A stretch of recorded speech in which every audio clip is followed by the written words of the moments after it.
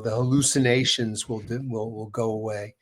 This is all, it's all basically reducing everything to our building blocks. It's interesting. We just started watching Breaking Bad again, and they were talking about chemistry and matter. And I've been reading scripts lately. So reading scripts of shows that I liked and seeing how they format them and when they do the cuts, what kind of cuts they do, all that.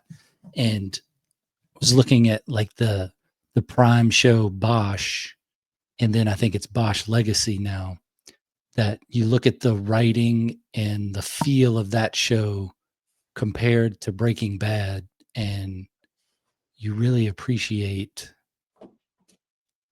good TV, I guess. I'm not sure. Bosch is okay. It's watchable. A lot of it is ridiculous when it comes to the world of policing and common sense. In Breaking Bad, while, I mean, it has its own fictions, it seems more real and true. And you can see it in the script and certainly see it in the show. It's really something. I think the makers of Breaking Bad were really interested in creating a world in the way that a novelist would create a world. I'm coming up with a new book called Culture Crazed. It's going to drop soon. And it's unlike Rocked and Rolled, which was a novel. This is a collection of essays. And I've written, this will be my 5th collection of essays, but each one of them has a different kind of overall theme. This one is about culture, obviously, which includes cinema, includes film, it even includes topics like handwriting and the death of handwriting as a subject. But one of the things that let's see, where was I going to go with this? You were talking about Breaking Bad and creating a world. And one of the essays I talk about here is about the difference between a songwriter and a novelist.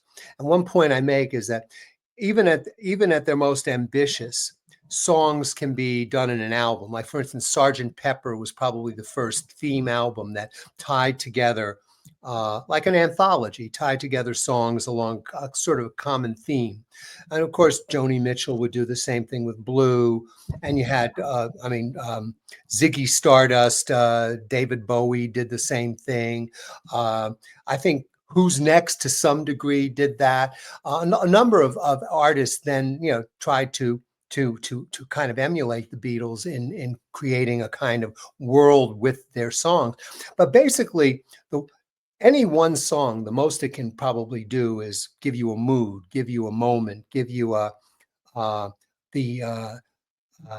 of a sensation, a little bit what a short story can do. It can leave you what Edgar Allan Poe said the short story is supposed to do, which is to leave you a singular impression, whereas a novel has to create the whole world. The poet, or no, the songwriter lights a candle. The novelist has to turn on the lights of the whole city, of the whole country, has to turn on the whole grid, because, and in a sense, that's what Breaking Bad does. Breaking Bad shows you the world of Walter White, of Albuquerque, from the crystal meth addicts like Wendy, to the highest echelons, to the feds, to the local police. Everybody is involved somehow. The school system, they're all involved, and I think that's probably why it has such a lasting impact, and probably will. I think it'll always be considered a classic. I also like Better Call Saul. I don't know if you've followed that. It had, to me, the first season was a little rocky. It was a little too much, back and forth, too much back. It was going from the present to the past, and back and forth and back and forth. And it didn't, for the beginning of a series, when a series is trying to take root, that's a little difficult. But once it got started, I think Better Call Saul was probably even more interesting, because it wasn't, the characters were a little more mainstream, and went through more vicissitudes. You had the legal system involved. You had a guy who's actually in a relationship. He has a license. He loses his license. He's dealing with senior citizens at one point. I think, and then of course there's the harrowing part of it that does kind of invoke Breaking Bad toward the end. But yeah, I agree with you. I think that great television, I mean, anything great, is what Thoreau said. A thing well done is done forever. It doesn't matter whether it's a poem, a haiku, or a TV series, or Lawrence of Arabia, or The Stranger, or a novel. It doesn't matter. The thing to do is always. I once met Ken Kesey at a creative writing workshop that I was in. Actually, it was at college, and he happened to be a friend of the guy who was running the creative writing workshop, Robert Stone. And Ken Kesey, I happened just by, fortuitously, I happened to be the one reading my work, my short story. And he said to me at the end, he says, you're a very competitive person. I said, well, I guess I am, no more so than any other red-blooded American male probably. But he said, no, you're competitive. He says, but the thing, Zen, you got to read Zen in the Art of Archery. The thing about writing is the same about archery. You pull back the bow and you have to let the arrow find its target. And to some extent, I do believe that that's true. I think that the notion of creativity and competition, which I've also written about, is that you can't, because I happen to know that I once happened to come across a cache of writings that were submitted to a committee that was going to give this huge financial award. And, it was like each one of these submissions had references and recommendations. And, you could just see this committee of writers and editors and academics sitting there and looking at, submission A, and how this writer was so wonderful because he would go to prisons and teach creative writing workshops. But this other one would go to hospitals and minister to the sick. And it was like, you realize when I was looking at this, that this was the desire to quantify creativity, to quantify somebody's creative output, the value of their work, by it was trying to quantify it by showing their good deeds, by finding some way of measuring a person's value in receiving a financial award, basically. And I think that creativity and competition really don't have any place with each other. But unfortunately, we live in a competitive society, and it seems to me that whenever any entrepreneur in the entertainment industry is trying to jack up their ratings, they turn something into a competition, whether it's cooking or dating or probably, writing, if they could get anybody interested in that. And of course, I deplore that. I don't think that, as a matter of fact, I know that you're very interested on your show in describing and telling people about ways to bolster their creativity, ways to get involved, to tap into their creativity, to write, to sort of to bring themselves from from wanting to go somewhere to actually going there. And I admire that. And I know that there is a real discrepancy. There is a real, slip between that cup and that lip. You have to somehow, motivate yourself. One has to motivate oneself to write, to create. And that has to come from within. And, one needs as much support as possible. Anyway, I think I've just gone on a little. No, it's good. This is the first show I've started without starting it. That might be your competitive side. To which, if anybody ever says, "I think you're very competitive," you may want to say, "Who said that?" And I bet I could beat him in a race. As a matter of fact, I am competitive. I swim a mile every time I go to the swimming pool, I swim a mile, and I've been doing this since 2021. So it's like I'm on my 567th. And the fact that I can quote that number to you probably says something about my competitive instinct, because otherwise I would just go, oh, I'm just going swimming. I wouldn't keep any count. But the thing is What that size excuse what me? size pool are you in? It's half of 25 yard? it's a 75, it's a 25 yard. So it's half Okay. of an So that's Olympics, what, Olympic length. is that So it would 60? be It's 70, 71 it's basically laps, 71 laps? 70.4 lengths. And I usually So do 8 point. 74 lengths. So Let's talk about lengths versus laps. So a length you're saying is you it's start at this 25 side, you yards. go to that side. Okay. And a Yeah. lap So, is so down and in back. other words, if in other words, in an Olympic sized pool, one length would be what? 50, 150 50 meters. meters. Yeah. This is half that length. Yeah. So you have to go back and forth to do one full length of an Olympic sized pool. Yeah. Yeah. It's weird because some people, like when I talk to competitive swimmers, they say a lap is a length. Oh, And really? I say a lap is a down and back.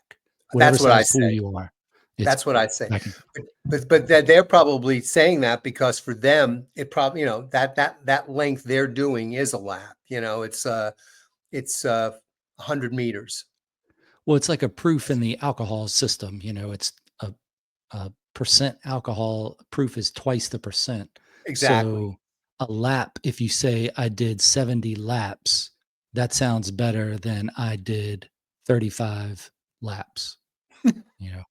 35 down and backs. I did 70 like there, and then back is another one.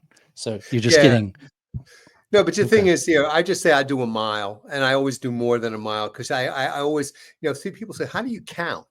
I say, well, I do keep count, and I do it in some kind of idiosyncratic ways. For instance, I will say, okay, I'm 35. 5 times 7, are you in heaven? 7 times 5, I'm alive. And I'll do things like that to keep mnemonic, to keep my Good mind in the gracious. game. That's a Or, lot of or thinking in swimming. oh, sure.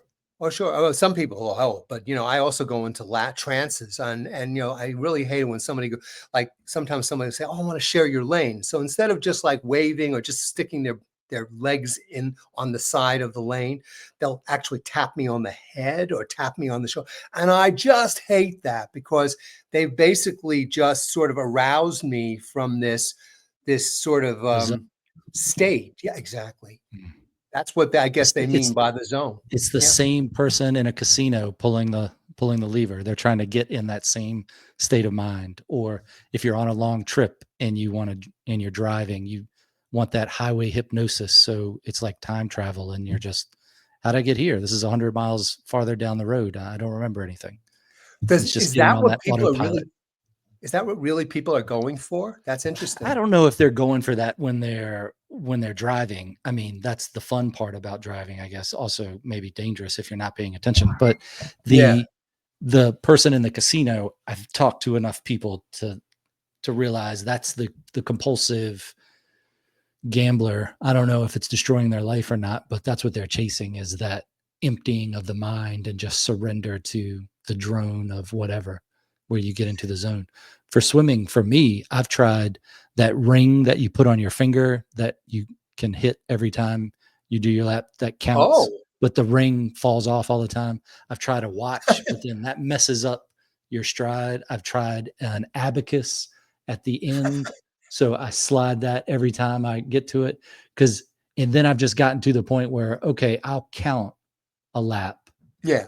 And the annoying part is you get that in your head and you're like 30, 30, 30 the whole time down and back. And then you're 31, 31, 31. So you don't have time to think about anything else. And I like thinking about other things when I'm Oh, swimming. sure. So then I've just started going, look, what's my regular swim lap? Like, how long does it take me to go down and back? Can I do it in under a minute? Yeah. Okay. So I'm going to do a minute. And if I want to swim 70 down and back, 70 laps for me, then I'll go 70 minutes and I'll just swim like that. And then I have the waterproof headphones that are the bone conducting ones, not the ones that go in your ear, but just sit on the outside. And then you can listen to some music while you're swimming, and then thinking about different things like that. With swimming, I feel like every time you swim, you have a little breakthrough of how to get a little bit better. And you think it's hard to think about all those things at once, of your hand entering the catch, where your fingers are pointing, where you're pulling, are you feeling in your shoulder, or your lat. So you just think of one of those things on a lap and you're just like, okay, I'm fingers toward the bottom is what I'm doing. And then I'm also visualizing a polar bear swim, because they seem like they're just effortlessly swimming. But think of how terrifying it would be if a polar bear was chasing you while you're swimming. And every time you get a little bit of a breakthrough and you're like, well, if I just stretch a little longer and I glide a second more and then do the catch, then how much faster am I? But it feels smoother. So that whole idea of smooth is fast, fast is smooth, all that you want to look effortless in the water. And then that's when I turn out to be the fastest, is when you just get in that zone of, I'm gliding, I reach, how are you pivoting? Are you staying flat? What happens when you do either one? And if you're in a competition or you're trying to do better in time, which one do you need to do? How many breaths? That annoys me a little, is how many strokes I take each lap, because then I start counting those and that's no good. So yeah, if I ever lose count of the lap, if I'm counting laps, I just say, I'm going to go back to whatever I last remember. Exactly. So I've probably done lap 17 12 times, but that's okay. Just swimming. That's what I do. No, exactly. And that's why I add some at the end too, is I call them my supplemental laps, in case I screwed up on the count. But I also, with the breath, I think for me, I'm never going to get faster. So not really, not appreciably. So what I do is I do the breath. For me, the breathing is really important. So I try to do, let's say, 4, 5, 1, 2, 3, 4. I try to do 4 or 6 between breaths. I go 1, 1, 2, 3, 4, 2, 2, 3, 4, and then 31, 2, 3, 4. I try to do that kind of thing. I really, I think, care more about the breast. And then I do underwater. I do underwater with the breaststroke. I'll go one length breaststroke and then underwater for half a length, or as long as I can hold that. So it's really great. I think you're the first podcaster that I've been on with, my first interviewer who's actually been an enthusiastic swimmer. Yeah, I like swimming. Swimming's good. We moved into this house at the beginning of the year, and this is the first house we've had with a pool. It's the first pool we've ever owned. And it's a lot. I mean, it's an education. It's like if you buy a little sailboat, that's better than a college class on sailing, because you learn all the things about sailing firsthand. So now owning a pool is something. I guess it sticks in with that. It's better to have loved and lost than never to have loved at all, because you're just wondering what it's going to be like. But now, after you experience, you're like, okay, all right, I could probably do without a personal pool. But what am I going to do to make sure I'm out here swimming? Am I going to get the tether that goes around my ankles, goes around my waist? Or can I invest in the endless pool that creates that current? And then you go, well, which kind of endless pool system is the best? Do you want the paddle wheel behind you? That's terrifying in a sense, because if you're worried that it's going to cut your feet off if you get too close to it, it's not going to. It's behind a grate. But that was the best out of all the stationary or the pools that have the resistance, the current that you swim against. That was the best one, because I couldn't reach the end of it. Like I couldn't swim faster than that wheel would go. Like it created the most current that you're like, wow, that's tough. I could dive in to that current and swim as fast as I could, and I couldn't get ahead of it. And See, for me, that's a little bit like walking or jogging on a treadmill. I don't know if I could. I don't know if I would enjoy that. I guess I'm like kind of old school, and that even if it's just going to the same end of the same pool over and over and over again, I still like the idea of getting somewhere and then going back, getting somewhere and going back. The notion of just never moving and moving and, stroking and stroking and stroking and always being kind of in the same place, kind of, it bothers me philosophically and psychologically. Find find a place where you can try one, and like Endless Pools has a program where they'll match you up with people that have the type of pool you're looking at in your area, and I guess they get something for letting you swim in their pool. But I've gone to a few of those. That's the one I would buy if I was going to make a pool, because you don't have to sink it all the way in the ground. You can do half ground level, Oh, yeah. half, like you can do a 4-foot pool 2 feet underground with a nice, curbing around it where you can just sit on it and get in the pool. And then it has a good current that is plenty, even if you're doing competition stuff. Plus you get like a 14 by 14 pool, or maybe a 20 by 20, and you've got plenty of room to do all the strokes you want to do. And that'd be the one I would do if I was starting from scratch. But then they have the fast lane that you put in a pool that already exists. And that one's okay, but it doesn't give you as wide a current as the other ones I found. I'm afraid that you're moving into an area that for me will always be just mere fantasy, because I live in New York City in an apartment, and the idea that I will ever have a pool, you might as well tell me I'm going to be starring in a blockbuster movie next year, and under those circumstances, maybe I will have a pool Well, if you in could find Beverly a Hills place, or Bel Air or someplace. But unless that happens, I don't think so. if I'm you just going to if go to you the find a Y. place find a place where you could try one of those. It's a different Okay. experience than doing the Okay. laps. I like doing Okay. the laps too, but doing the laps in a 15-yard pool is a little more aggravating than doing it in a 25-yard pool. Oh, absolutely. Olympic size pool, that's pretty great, because then you're like, okay, I'm really got time to get into the stroke and figure out some mechanics before I have to turn again. And then the Yeah. whole question of open turn, flip turn, mix them up. But Oh, the no, that's, unfortunately, I took to swimming too late to ever, and the pools I've been in have been too shallow on one end to ever really do a good flip turn. mm, So that's just something, that's a little bit of acrobatics that I probably will always be behind me, along with skiing and ice skating and a number of other physical, uh, activities that I'm just not going to ever probably even try, much less master. the open turn is plenty sufficient, and almost as fast as a flip turn if you're racing to do it. So yeah, I like the open turn. Plus, it gives you a chance to breathe. And for running on a treadmill, I would say go to a place or try to find one where you could try the Assault Air Runner, which is, I think you can buy them for like 3,500. It's expensive, and it's a big treadmill, but it doesn't plug in. It doesn't have incline. It's just one of those treadmills that has it's a little bit of a curve to it, Mhm, and you can run as fast as you want to run on it, and you can walk as slow as you want to walk, because you're the one making it turn. mhm. And when I first used one of those in high school, or one like that, it was super dangerous, because it was a fabric belt and you're running on these rollers, and you're like, no, I have to hold on to the side to run on it.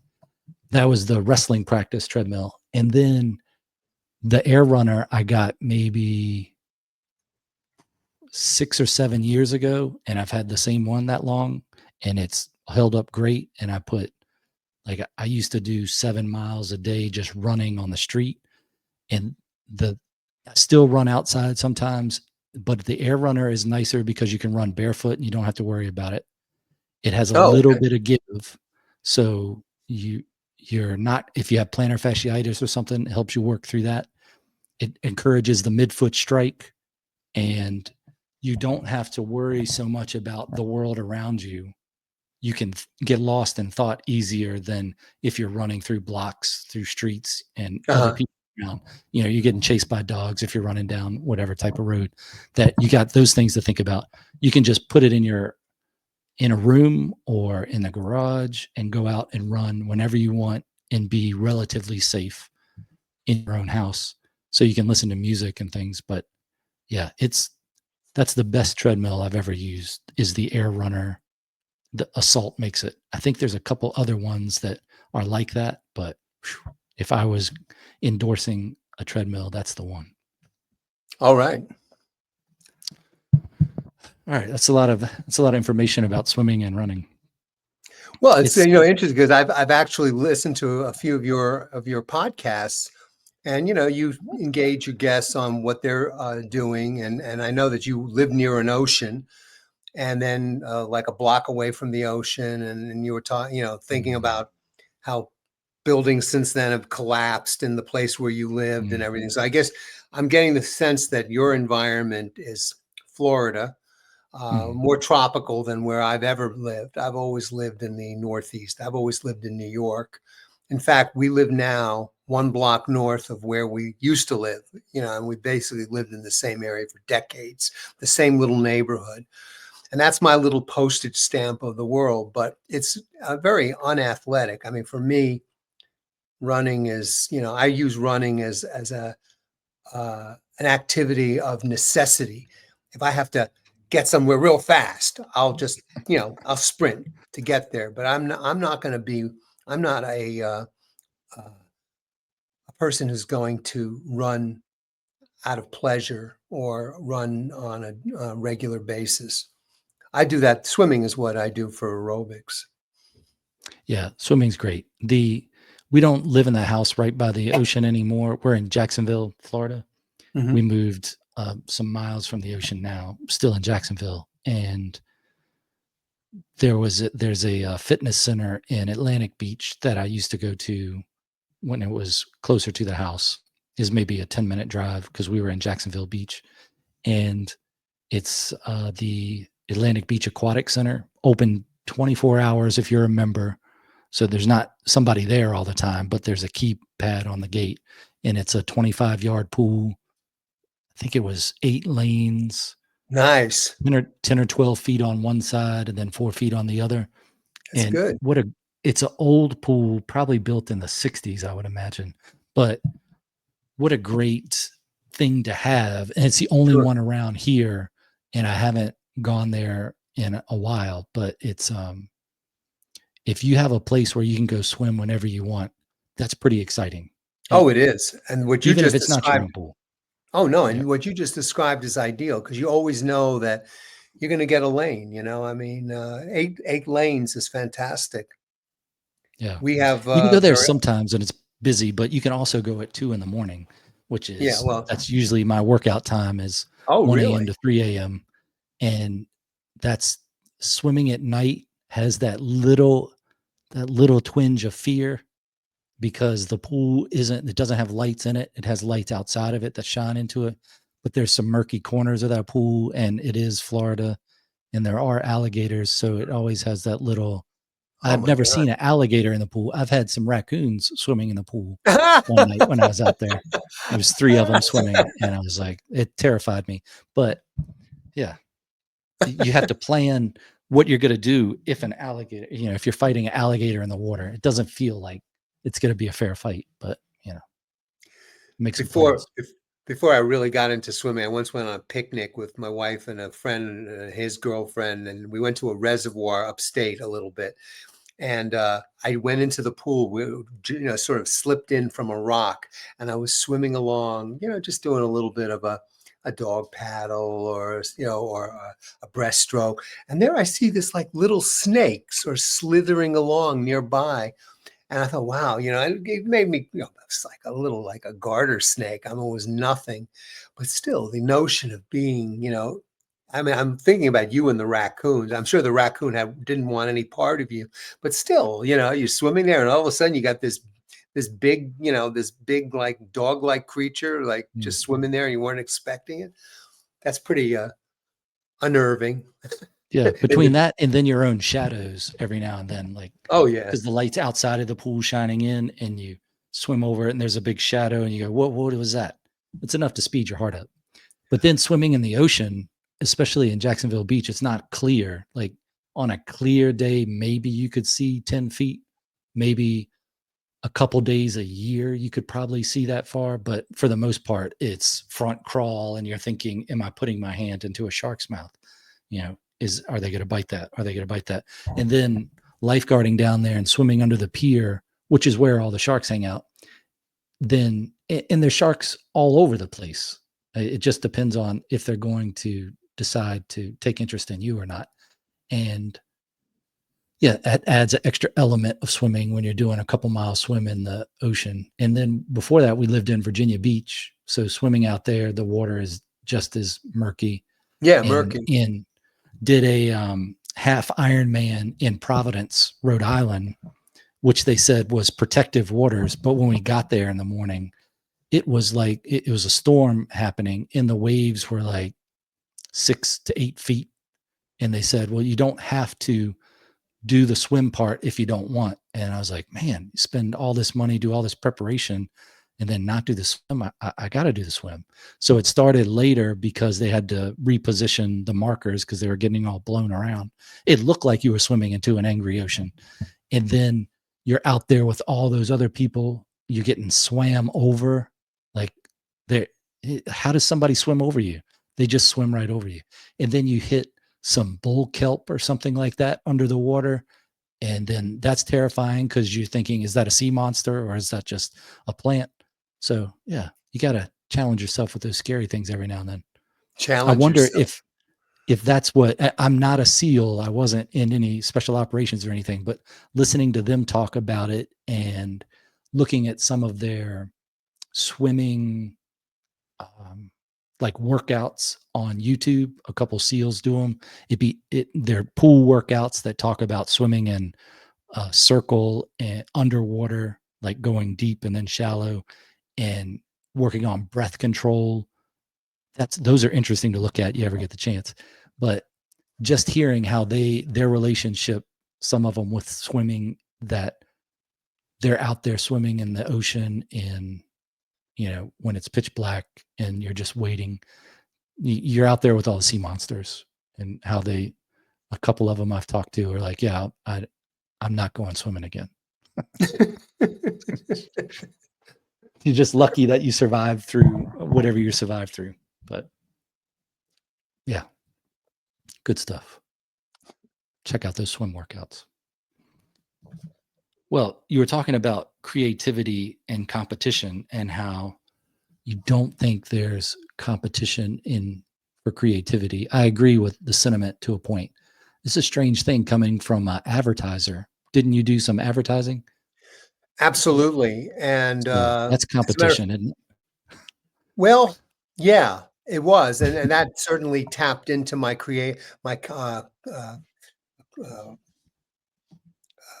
competitive instinct. But you see, it's one of those situations. It's kind of it's very complicated and very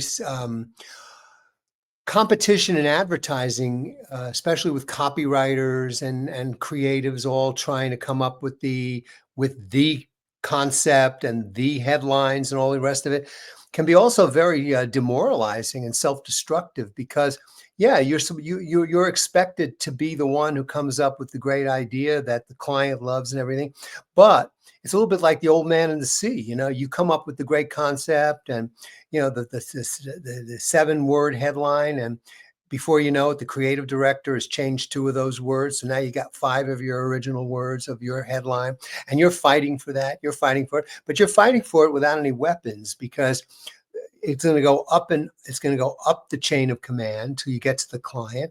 And the client, for instance, can be, you know, in the shower one day and decide, oh, I don't want a goldfish anymore as my symbol. I want to have an umbrella in the rain, you know. And so all that you worked on, all of your conceptualizations and all of your headlines, they just get flushed down the proverbial toilet.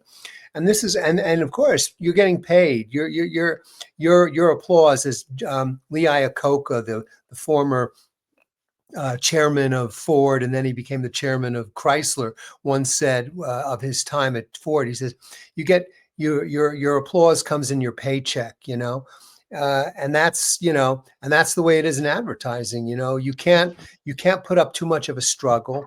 I remember once I had a headline.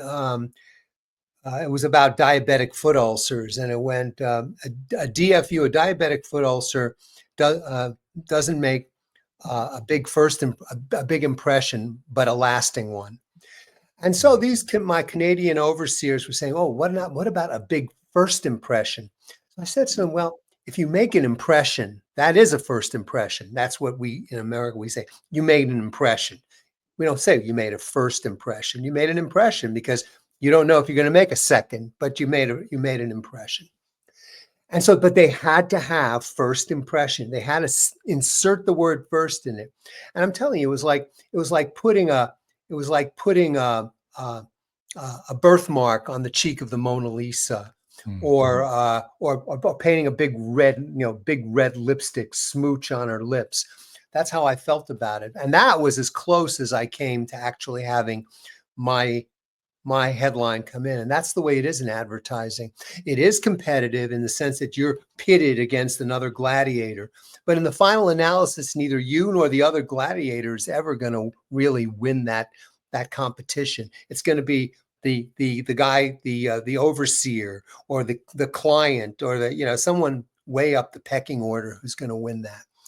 But you bring up something interesting, TR, and that is when I was in advertising, I kind of felt as if, not that I sold out. I didn't really feel like, I sold my soul to the devil. The devil didn't come into my home and I signed something in blood. It wasn't like that. But it was, what I did to earn a living so I could, raise a family. But I did believe that in some way I'd gone into Babylon, like the Israelites, the children, the Judeans being herded to Babylon to live in the court of Nebuchadnezzar, and so on, by the rivers of Babylon. I really did feel to some extent that that's what happened to me. And so there I was languishing in Babylon and, trying my best to get my concepts and my headlines to be the ones that were transcendent. And of course, struggling with that and then long hours waiting for the revisions to come through, because every brochure, every headline, every bit of copy had to go through numerous revisions, numerous editorial revisions, and through legal and all the rest of it. And so I was sitting there at night, and suddenly out of nowhere, I would get this idea. And I thought, oh, I have this idea. Let me write about it. What am I doing? I'm not doing anything else. I might as well write out this idea, write this idea. And like what Montaigne used to do in his tower in his estate in the south of France. And he was the father of the essay. And so I would write a little extemporaneous essay, like a riff, like a solo. And I would write this 3 or 4 or 5 paragraph essay based on this little whimsical idea that I'd had. And that was how I was in Babylon, but I got this siren song from Judea. I got this, I got back my creative writing. It was sort of, it came to me in that kind of inspiration. And that's how I kind of got back. So for anybody you're listening, any of your listeners who feel like, oh yeah, I was doing creative writing and now I'm not doing it. I'm doing this commercial writing or technical writing or something else. The creative thing doesn't get, people would like to tell you that the creative side gets stumped out. Like, oh my God, I don't feel creative anymore because I've been spending all my creativity doing this other thing. No, that creativity, it just goes into hibernation. It's like the cicadas. It can come out 17 years from now, or it can come out next season. You can't really control it that well. But it will, it's always there. It doesn't go anywhere. That's great. I like the cicada idea of it, but where do you think creativity then resides? That creative spirit, is it outside of us? Is it a mix of us and some other force? Is it all just us? What do you think? Well, I think it's a little bit like I used to be one of these people. I still am. I get an idea. Sometimes I get it in a swimming pool, but now I'm very good about it. I make a mantra of it in the swimming pool, and I don't even care about. I keep count, and I keep the idea in my head in a mantra. And when I get out, dripping wet, I go to my locker and I write it down. But in the old days, I would just have a thought, and then it would get knocked out by another thought. You know, um, posterior amnesia, retroactive amnesia. The latest thought kicks out the earlier thought. I Mhm. go, what the hell? I'll never get that thought again. The thought's always there. The thought doesn't leave. The thought is in there somewhere. It's like in the bowels of your computer. It's in the hard drive. It's not going anywhere. You just have to figure out how to access it. And I would say the same thing about creativity. I think creativity is just part of who we are. We're mimetic creatures. We mime. We represent the things around us and inside our heads that inspire us.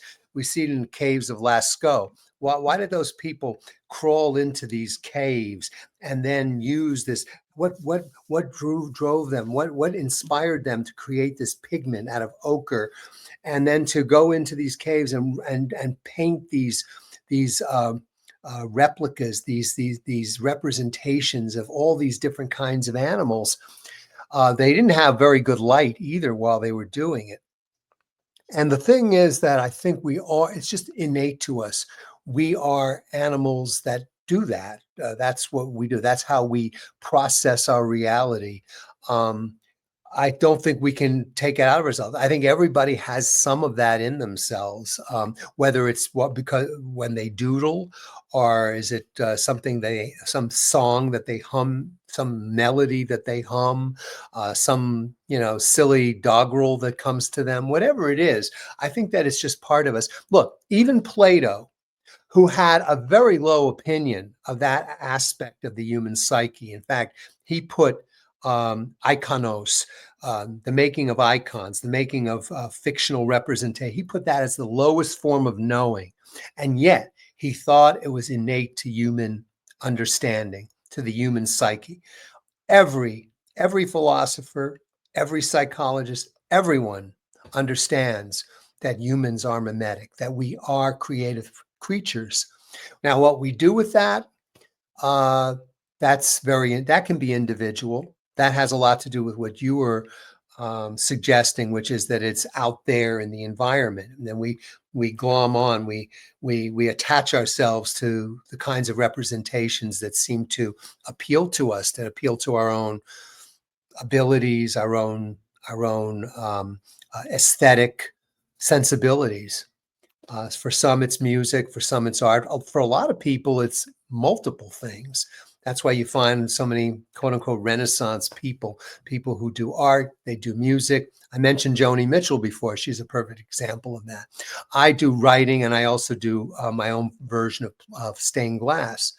I also write. So, in fact, I wrote a book about being a musician and being a rock and roller called Rocked and Rolled. And, that I was always the writer. I was always a poet. And then somehow music got into my head. And so the lyrics, the poems found something to attach themselves to, which was the musical line.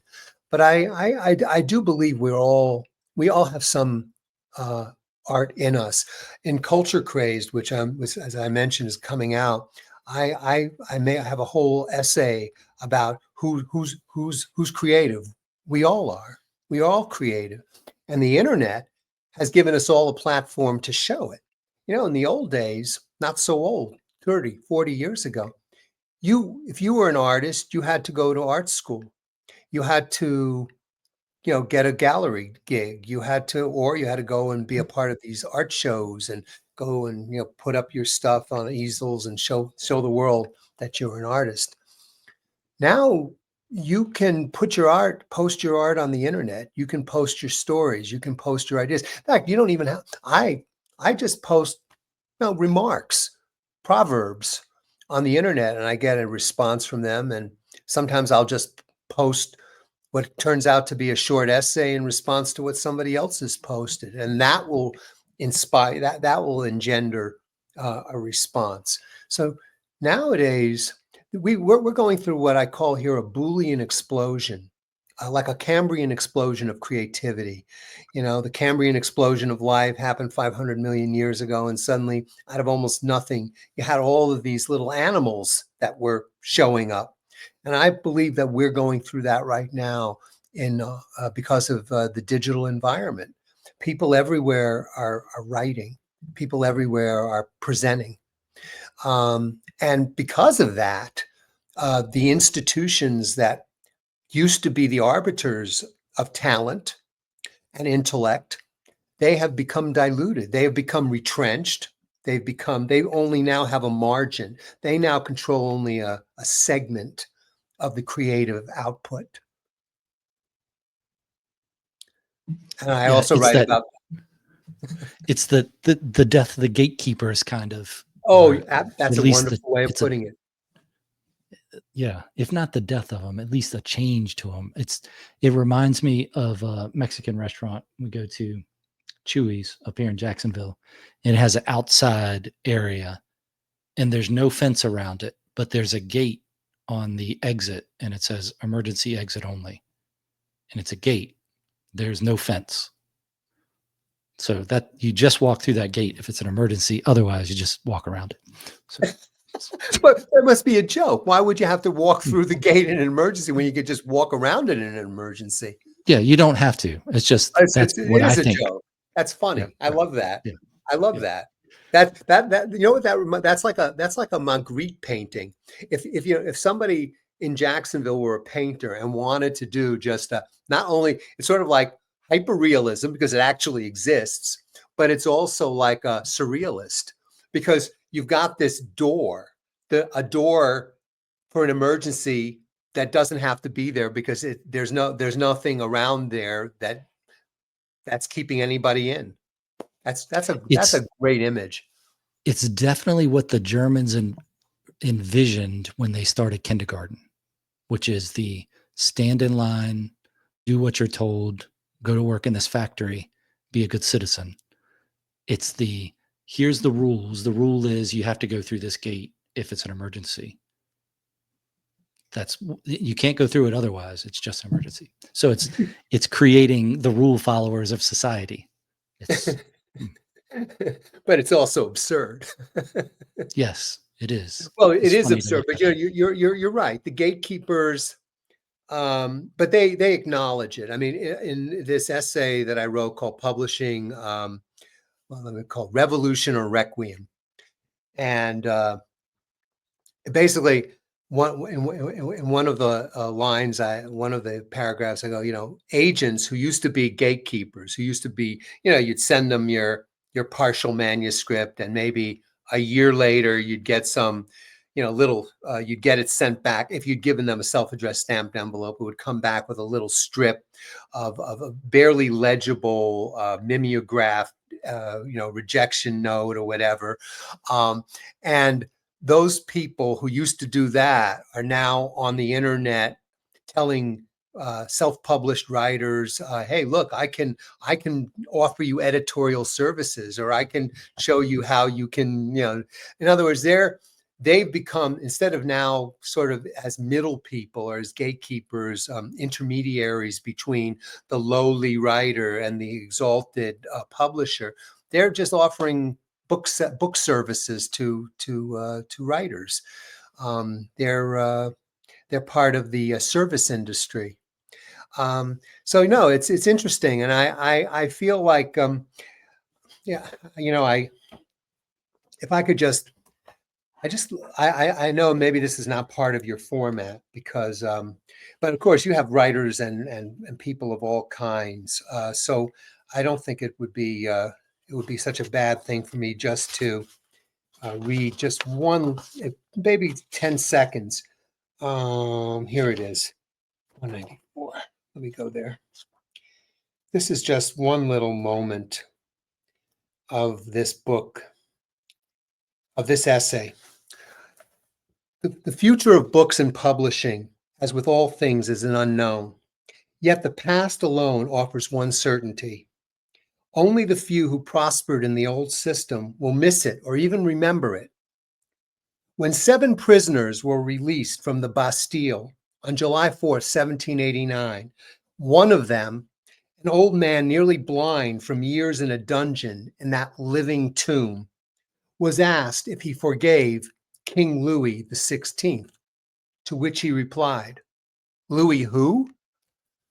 And I think that's kind of like when you were mentioning the gatekeepers, I think that's sort of where it's at. I mean, people today probably don't even have any, any sense of how pyramidal, how hierarchical the structure was, and how unfulfilling it was to be, an entrant, an acolyte, a supplicant in that system. I know that you've talked to people who are, mentors to create, the creative process, or they're instrumental in trying to get other people to create. And one of the things that I like to point out, I went to creative writing workshops. I have an MA in English, and part of that was doing creative writing. And one thing I like to tell people who would like to get into creative writing and don't really know how to get started. Yes, obviously, if you want to submit your work to a group of strangers and see how it plays out and get some of their input, sometimes it can be valuable.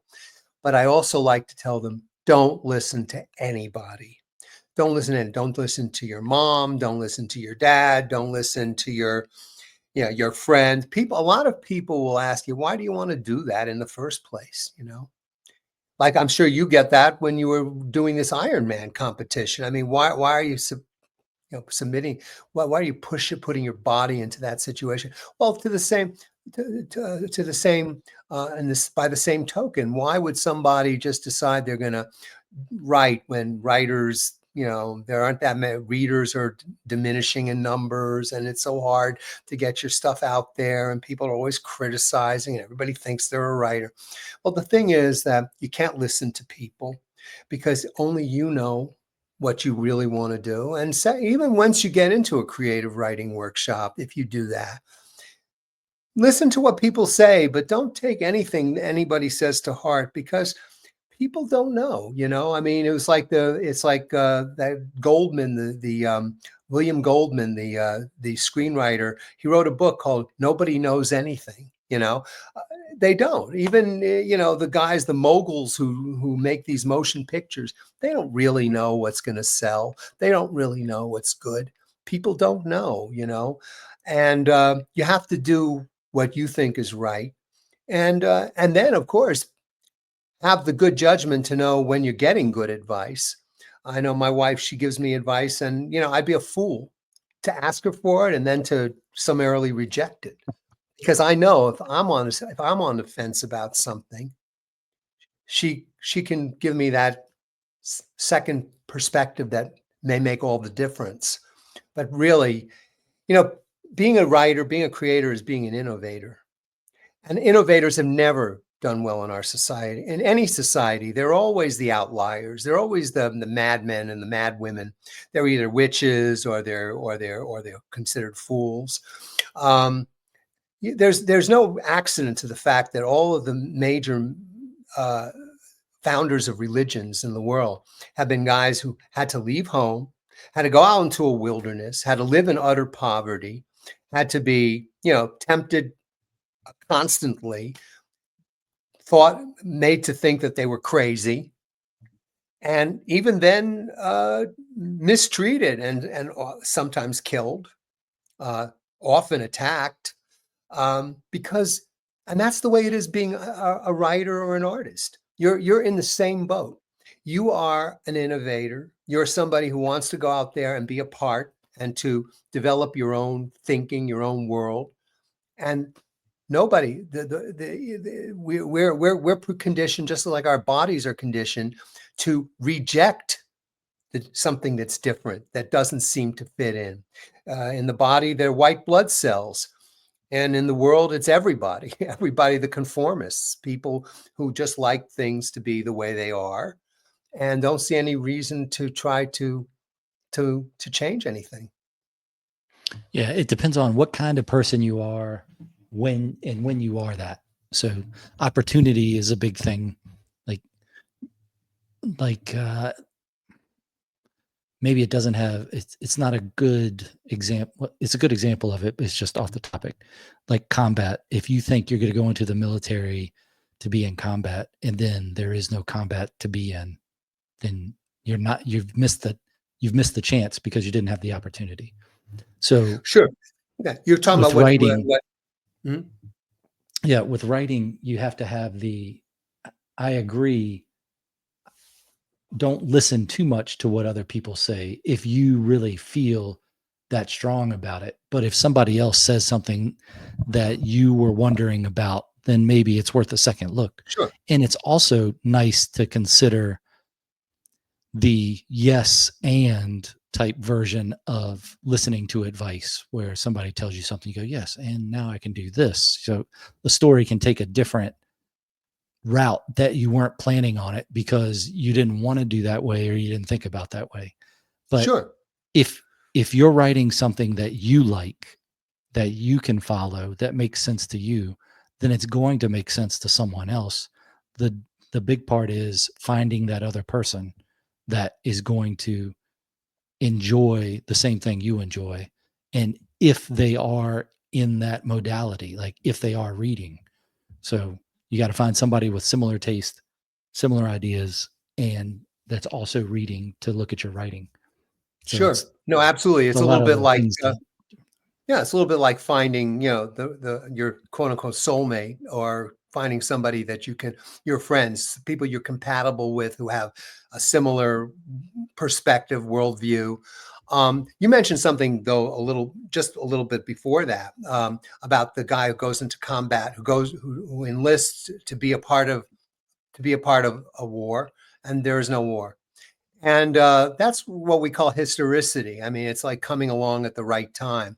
In The Sopranos, I remember the beginning of The Sopranos, Tony Soprano, without knowing the word historicity, or, he's basically saying the same thing. It used to be a good, when my dad was, when my father was in the mob, the mob was a good thing to be a part of, people were treated with respect, and, you didn't have to work. And now, it's almost like somebody lamenting the fact that there was once a golden age and now they're in the age of bronze, and they didn't even stop in the age of silver. It's just it went from gold to bronze, and it's true, and believe me, my life has straddled from the analog and digital. When I was a kid, yeah, there were computers, but they were depicted as these big, like there was a room, and you'd go to the room, and there'd be these huge panels with big, circular, like tapes, whirring, and that kind of thing, Mhm. and all kinds of lights, blinking, and it was, and then blinking of and course, flashing and blinking and yeah, flashing yeah, from Airplane. yeah, it was like it was. Even if you look at 2001: A Space Odyssey, I mean, Hal, is depicted as like a bubble, like a police light on top of this big, metal box with, flash, and of course the mellifluous deep voice, But things have changed, and I know that. Yeah, we've entered a new world. When I was a kid, people knew who the big the writers were. Writers were part of the entertainment firmament, and they were celebrities. And now I challenge most people to name 5 writers who are now writing. I don't think the writers are just not celebrities in the same way, because at around the time that I started being a reporter, a journalist, and a writer, video games became very popular. Not the kind that you have at home, because Nintendo hadn't quite started yet, but the ones that you would go to arcades to play. And once the video games happened, that was a huge diversion away from not only literature, but also music, because here, is an interactive kind of entertainment. The kid goes and plays like a slot machine. You mentioned slot machines before. Here's something that doesn't even involve money. You just like go there and you put your quarter in and you play. It's a little more like a pinball, but probably, Kid casino. yeah. So, yeah, that's, it's just when you, there is an opportunity involved, but there's also something else going on too, TR, and that is you kind of make your opportunity. In other words, if you have a desire to do something, if it's something that you want to do, like I told you the story, the little epiphany of me sitting at my desk, miserable at 10 p.m., waiting for the latest round to come from the editors at the agency. And something came to me, an inspiration to write. Now, some people would get that inspiration and go, who wants to, what's the point? Nobody's going to want to read my essay. Nobody's going to want to read, nobody reads essays anymore except teachers in school.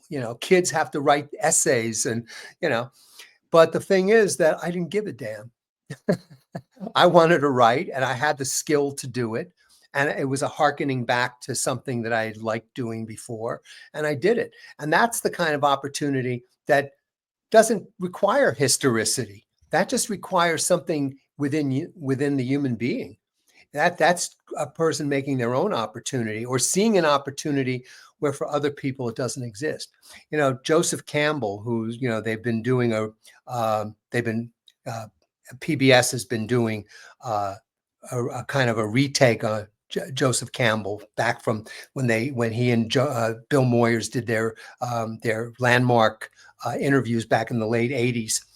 And that's something that Joseph Campbell made very clear. It's like there is something to this idea of bliss, a person finding the thing that they do, that they love doing, that gives them meaning in their life.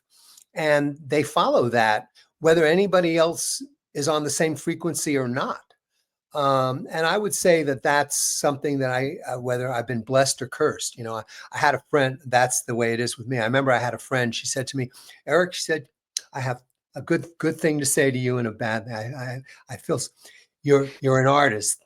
That's a wonderful thing, but it's also a curse. It's a curse to be an artist because most people don't get it.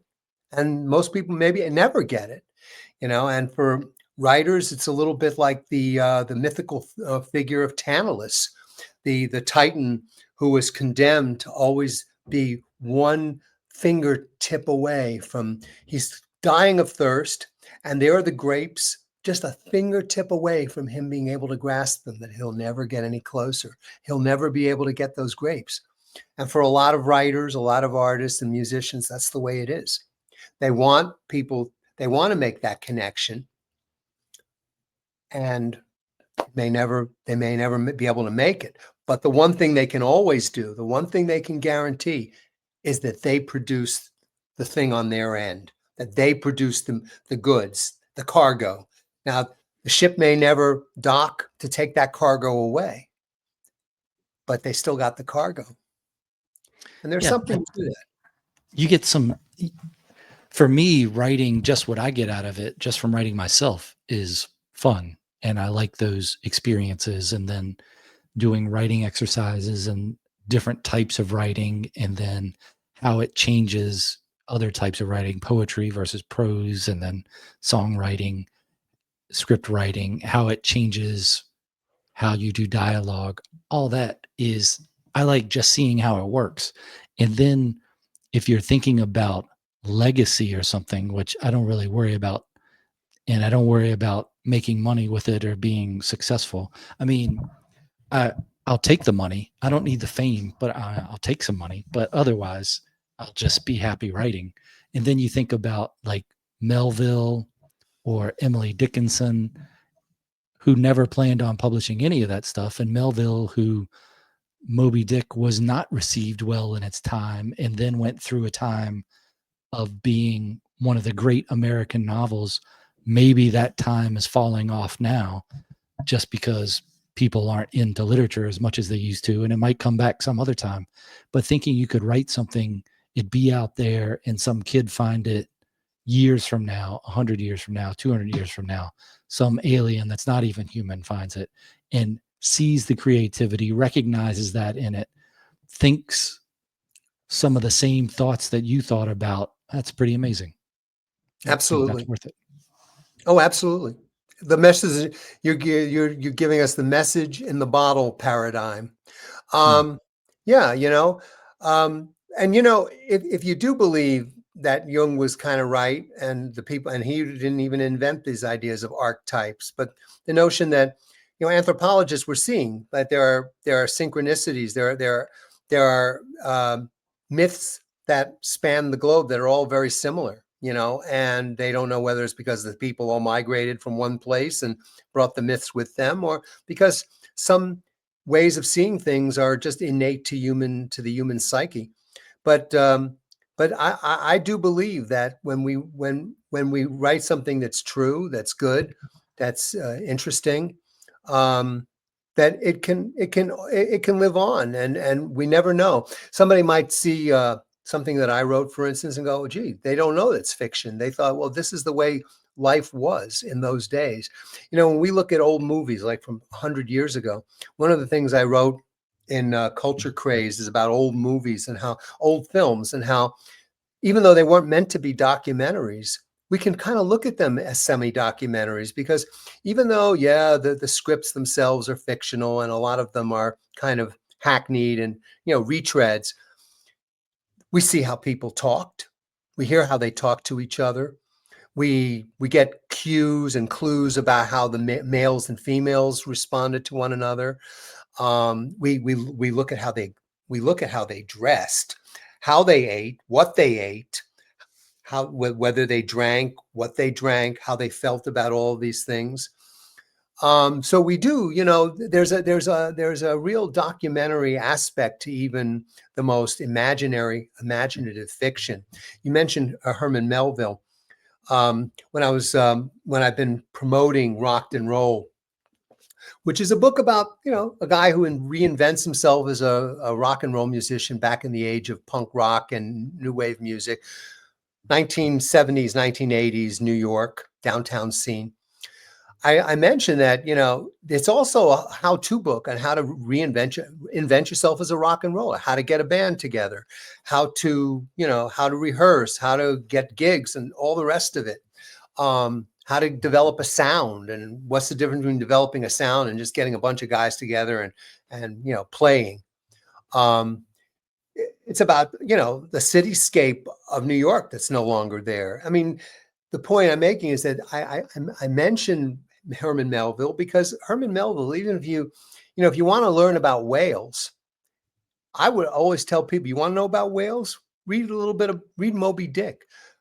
Herman Melville had whole chapters on cetacean, on whales and whales in literature. And, so you learn so much just about whales simply and he was not trying to write a nonfiction book about whales, but he was a writer who was very curious and interesting, had a voluminous mind. And if he was going to write about whaling, he sure was going to tell you a lot about whales, because you can't have whaling without whales.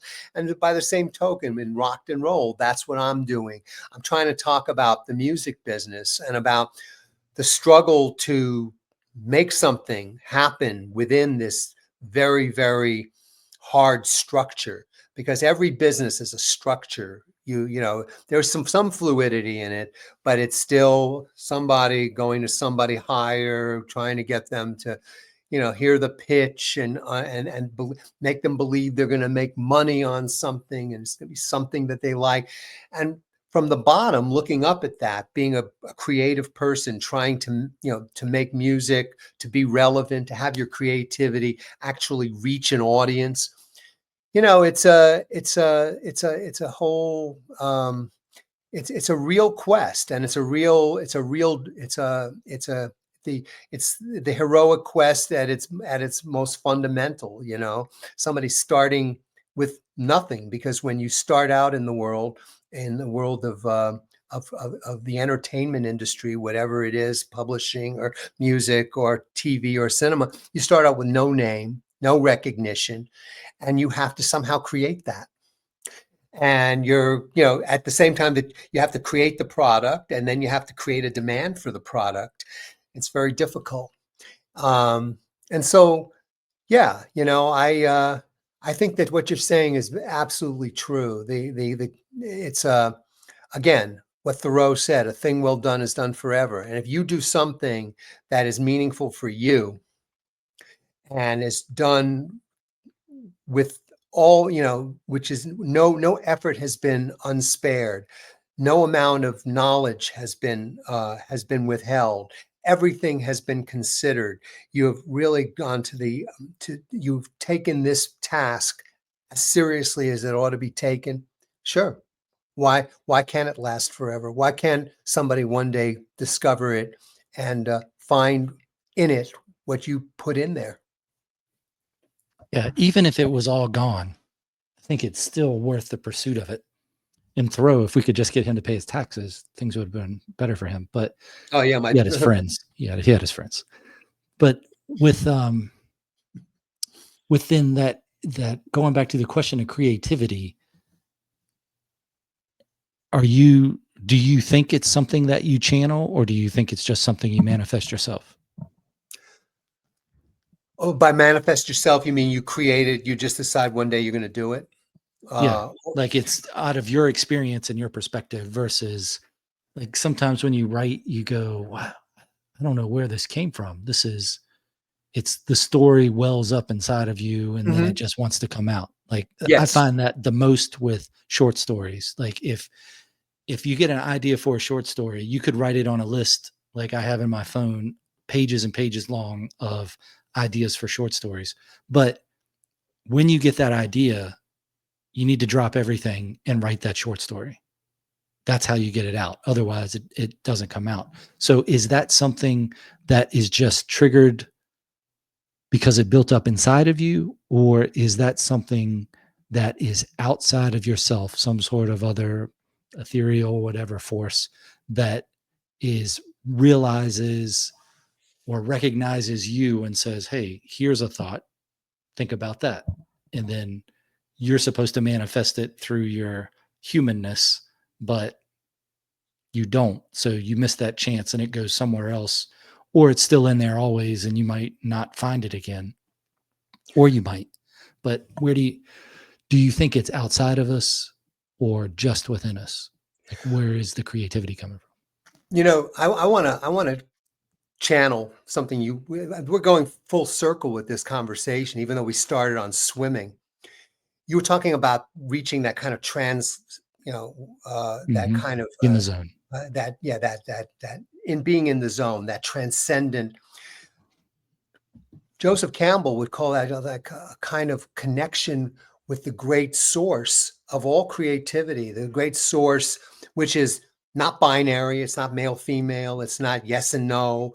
It's not good and bad. It's something transcendent. The thing about which they try to come up with names, the thing for which they try to come up with, names, divinities, gods, all kinds of words that are just shadows of what really is there.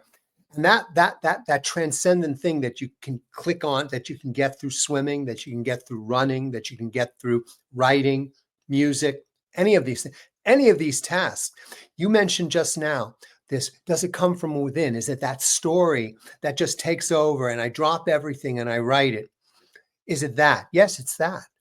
And that is something that's innate to us. And that's why we develop the skills in school, and why Pink Floyd were so wrong when they say, we don't need no education.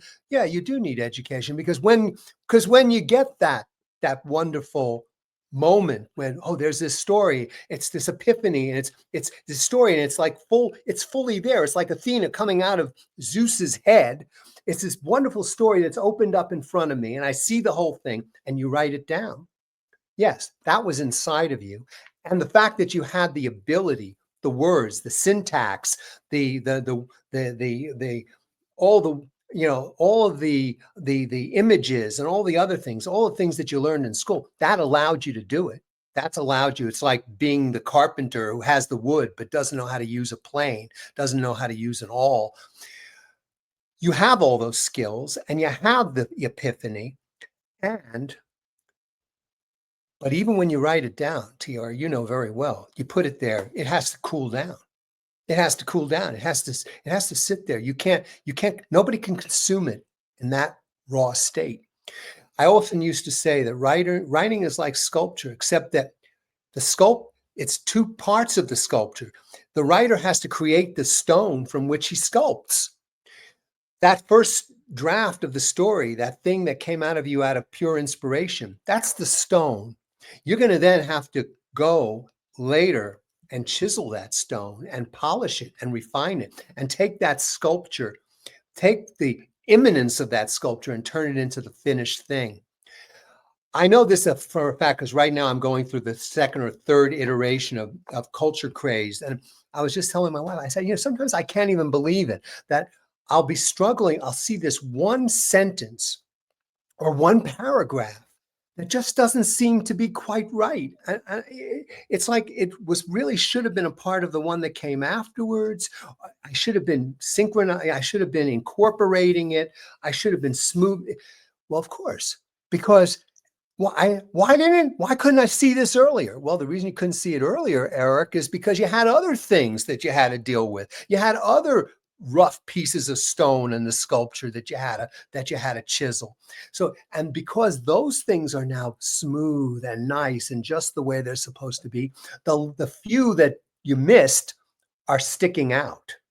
And so that's how it works. And that's the second. See, you brought up two different, the binary. Is it innate? Is it inside of me? Or is it out there? It's both. It's in you, but then afterwards, as the editor of your own work, you have to come in there and use all those tools that you were taught. All of those things, the teacher, the editor has to come in. That you've inculcated in your own brain, has to come in there and has to refine, has to say, "Ooh, look at this. This is really good, but why didn't I develop that? That needs more development. Well, why didn't I've got to no, that's raw. It needs to be brought out. That needs to be amplified. That needs to be expanded." And that's the editorial part. And I'm telling you, for me, being editing my own work is so fulfilling. I never believed it before because you always want to believe this is the romantic myth of creativity. You do it, it comes out in inspiration, and that's the real thing. And everything else is just furbelow. It's all the other stuff is just nuance. It's all just, trimming. No. The editorial part, the analytical part is where you adjust things, where you see that this thing that you saw only this amount, you only saw this facet, this aspect, really has another aspect that may be even more interesting than what you originally regurgitated, what originally came out of you. I'm sorry I'm being so loquacious, but the thing is this really is important. I mean, this is important if in terms of the creative process. It's innate, and when you do hear when you do feel that, see that story fully in your head, yes, you have to take the time to get it down, because if you don't get it down, it'll just stay in there as vapor. You're not going to lose it. You're just not going to use it.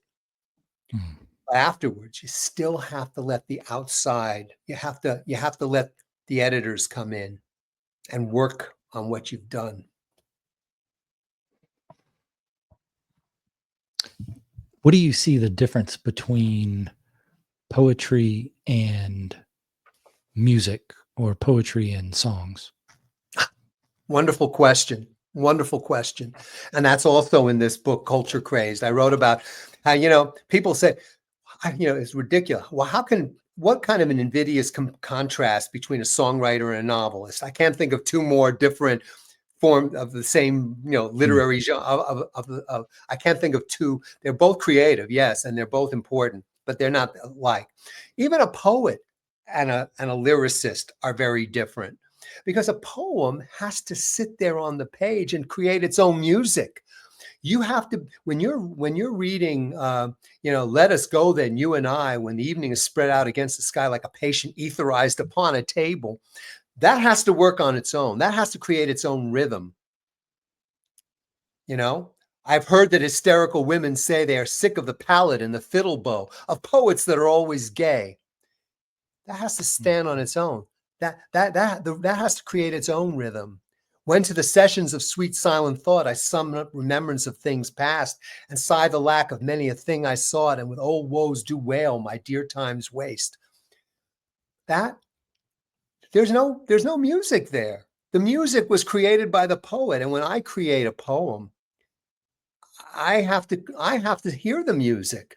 I have to create the rhythms, and I create those rhythms through the process of prosody, which is all of the different tactics, verbal tactics, and imaging that poets have to use. I have to use rhyme, internal rhyme called assonance, the rhyme that happens in the middle of words between the sounds of the vowels. I have to use meter, sometimes off meter. I'll use I'll create rhythms between within a line or between the words on a line. This is what poetry is. Poetry has to exist on its own. And that's why it's so much more complicated. And why I think a lot of people probably were ticked off when Bob Dylan was given the Nobel Prize in Literature, because it's almost like he needed the music to help him. It's almost like somebody winning the marathon while driving a cart. Yeah, he drove a cart. It's not easy to drive a cart 26 miles, but you still got the cart there, and the cart is the music. A poet has to run and walk the whole distance. He can't, there's no music to help us along, to keep us.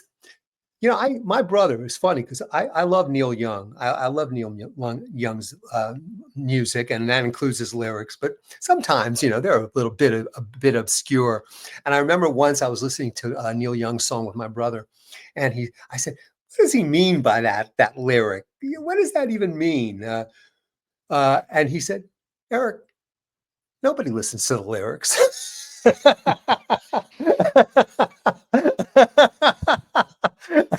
And to me, no, we know that's not true, TR. You and I, we listen to the lyrics, but a lot of times, people don't, and they still hum along,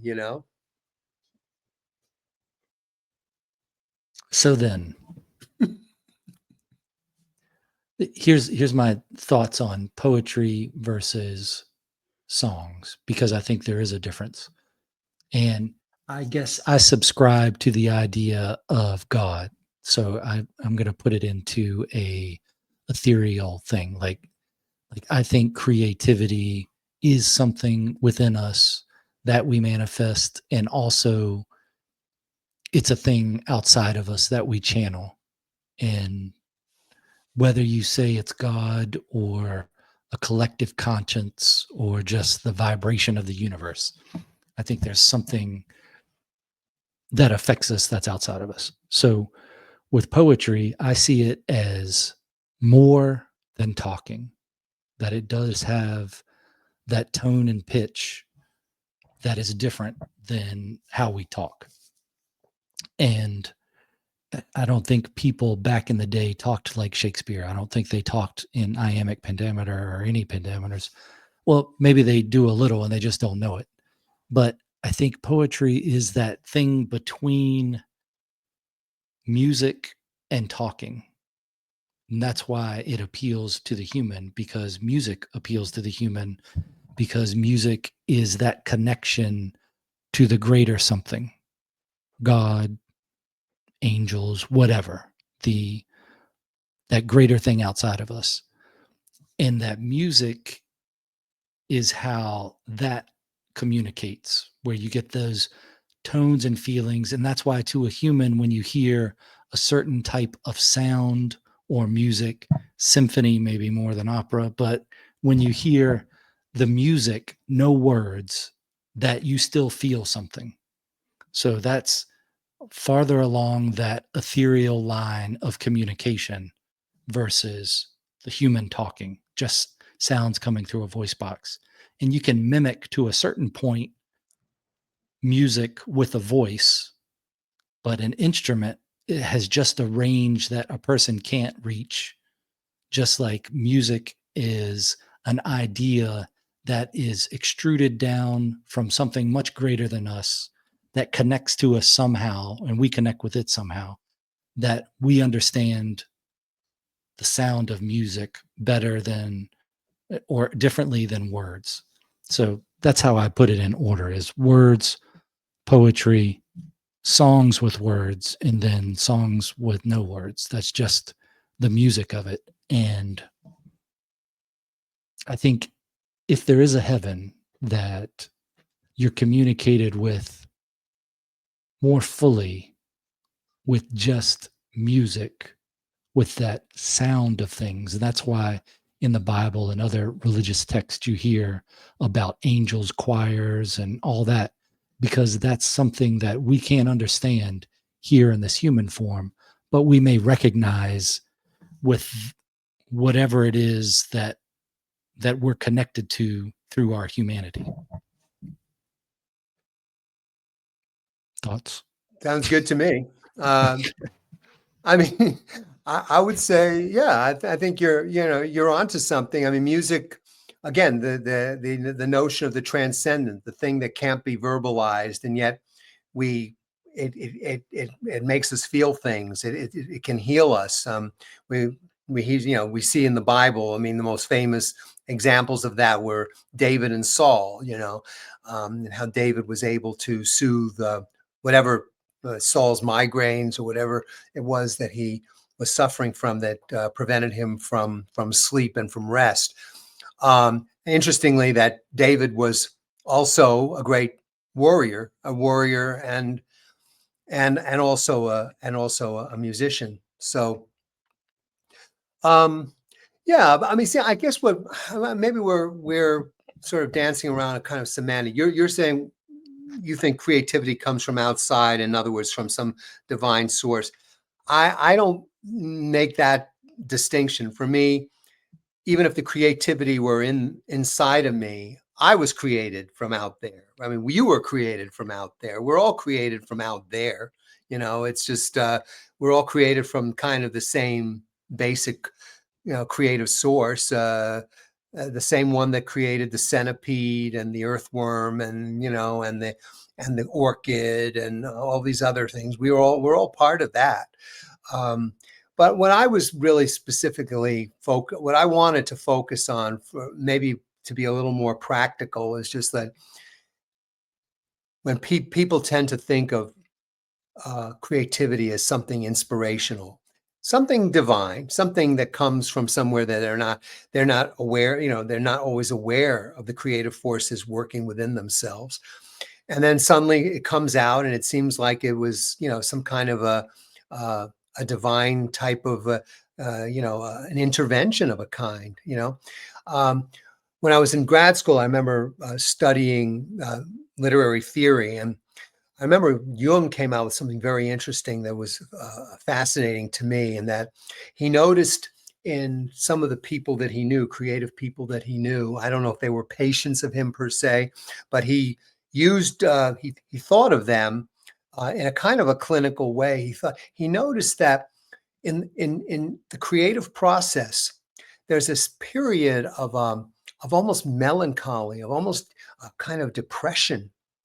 And it's like this buildup inside of the human psyche.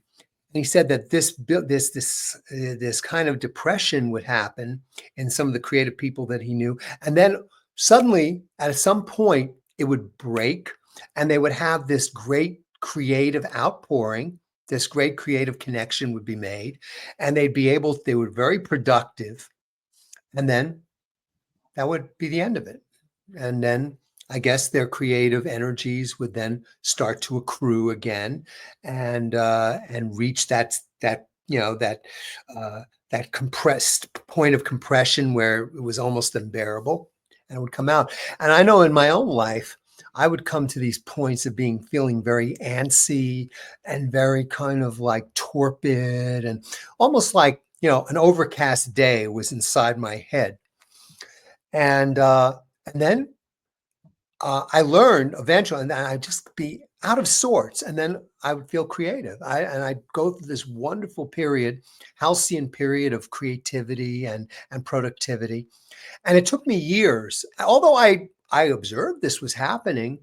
It took me years to understand while I was going through that kind of that momentary depression, that this was probably a portal to something much better, that something good was going to come afterwards.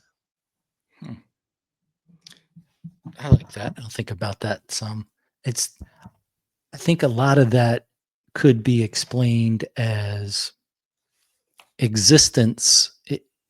I don't know the scientific name for those boxes that have the gloves that you put your hands in, and then you can do whatever experiment in a sterilized environment.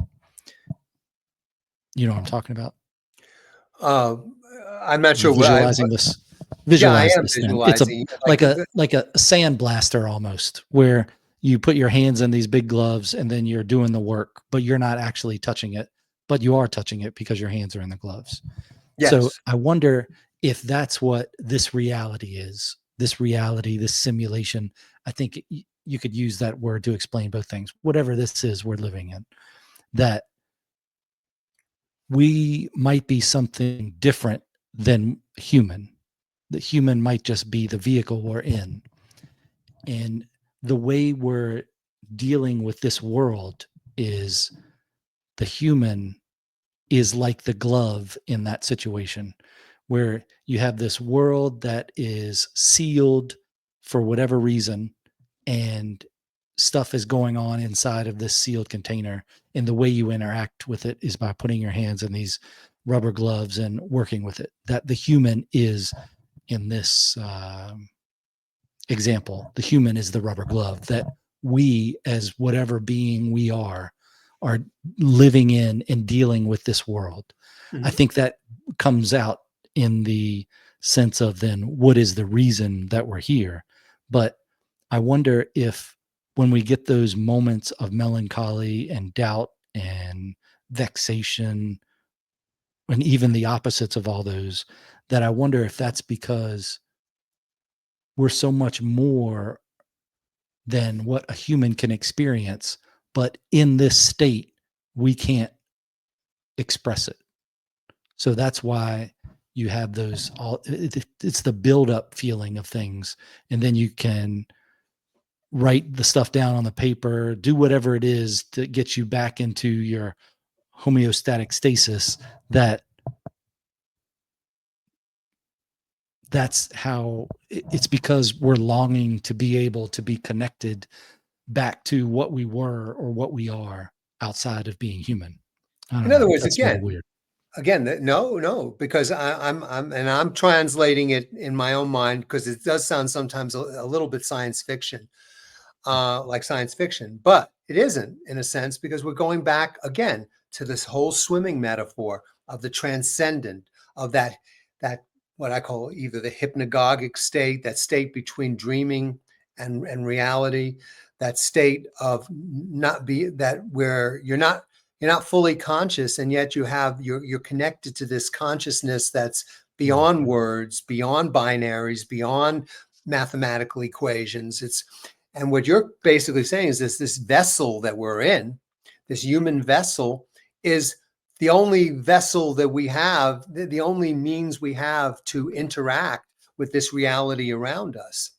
Now, some people would say, well, that could be said of any organism, that all organisms are, in a sense, a reflection of that creative source. I mean, the same creative force that made us did make the centipede, did make the spider, which is a very high order, or the cephalopod, a very, very high, very sophisticated order of organism. But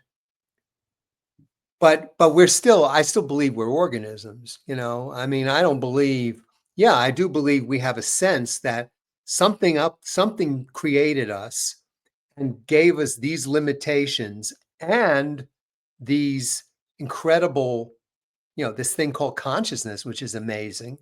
It gave us the ability to dream while we sleep as a way of keeping our bodies sedate, calm, and inactive. There are all these mechanisms that are part of that we just take for granted, and they're just so ingenious. And some people want to call that, intelligent design. Others just want to call it, some creative force that has no name, but but exercised, but put this all in motion according to some evolutionary. Um, um, I don't know if I want to call it a plan. I don't know if evolution is a plan. I think it's more of a mechanism.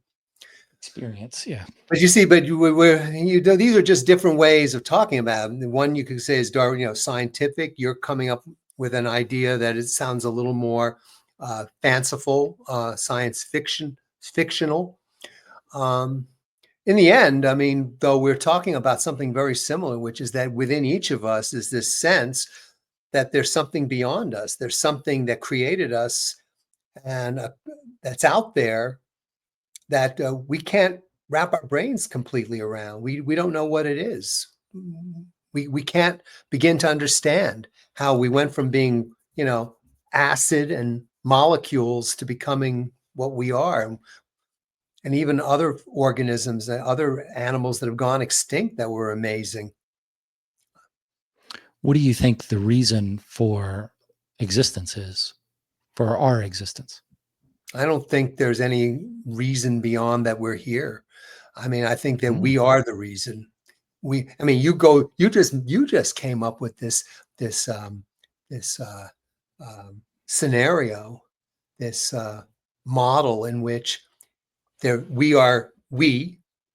a me in there and there's a you in there, and we're just like some kind of a protoplasm. We're some kind of a spiritual thing, and that we've been put into this chassis. We've been put into these bodies, which are just these crude mechanisms, and we're futzing around with reality inside of these limited or machines.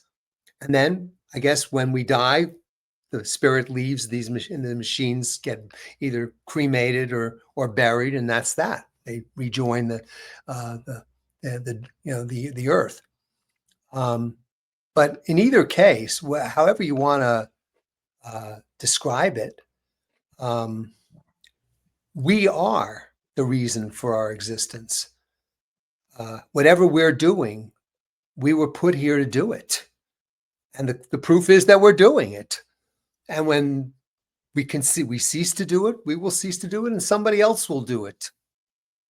And that's it. I don't think and it's interesting that you're mentioning it, because I don't think I've actually sat anywhere and actually said these words before. I never really thought that, our existence, it is.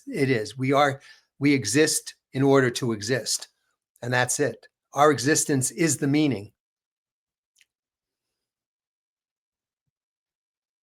You sitting there, TR, you're sitting there talking to me.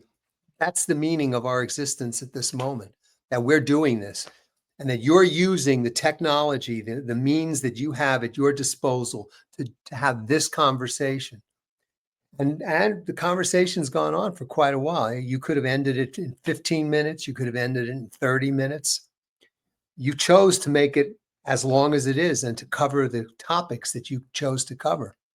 That's the meaning of the existence, the fact that you're doing it. A bit riddlesome. I'll think about it some more. I think my answer so far to why are we here, why is there life, why is there existence, without getting too much into Whitman and O Mio Life, which I like that poem. I think it's pretty accurate, is that we're here for experience and perspective, which I could write an essay about why that's close to the same thing you just said, that we're here because we're here. And I think it would make sense, but I'm going to have to think about it some more.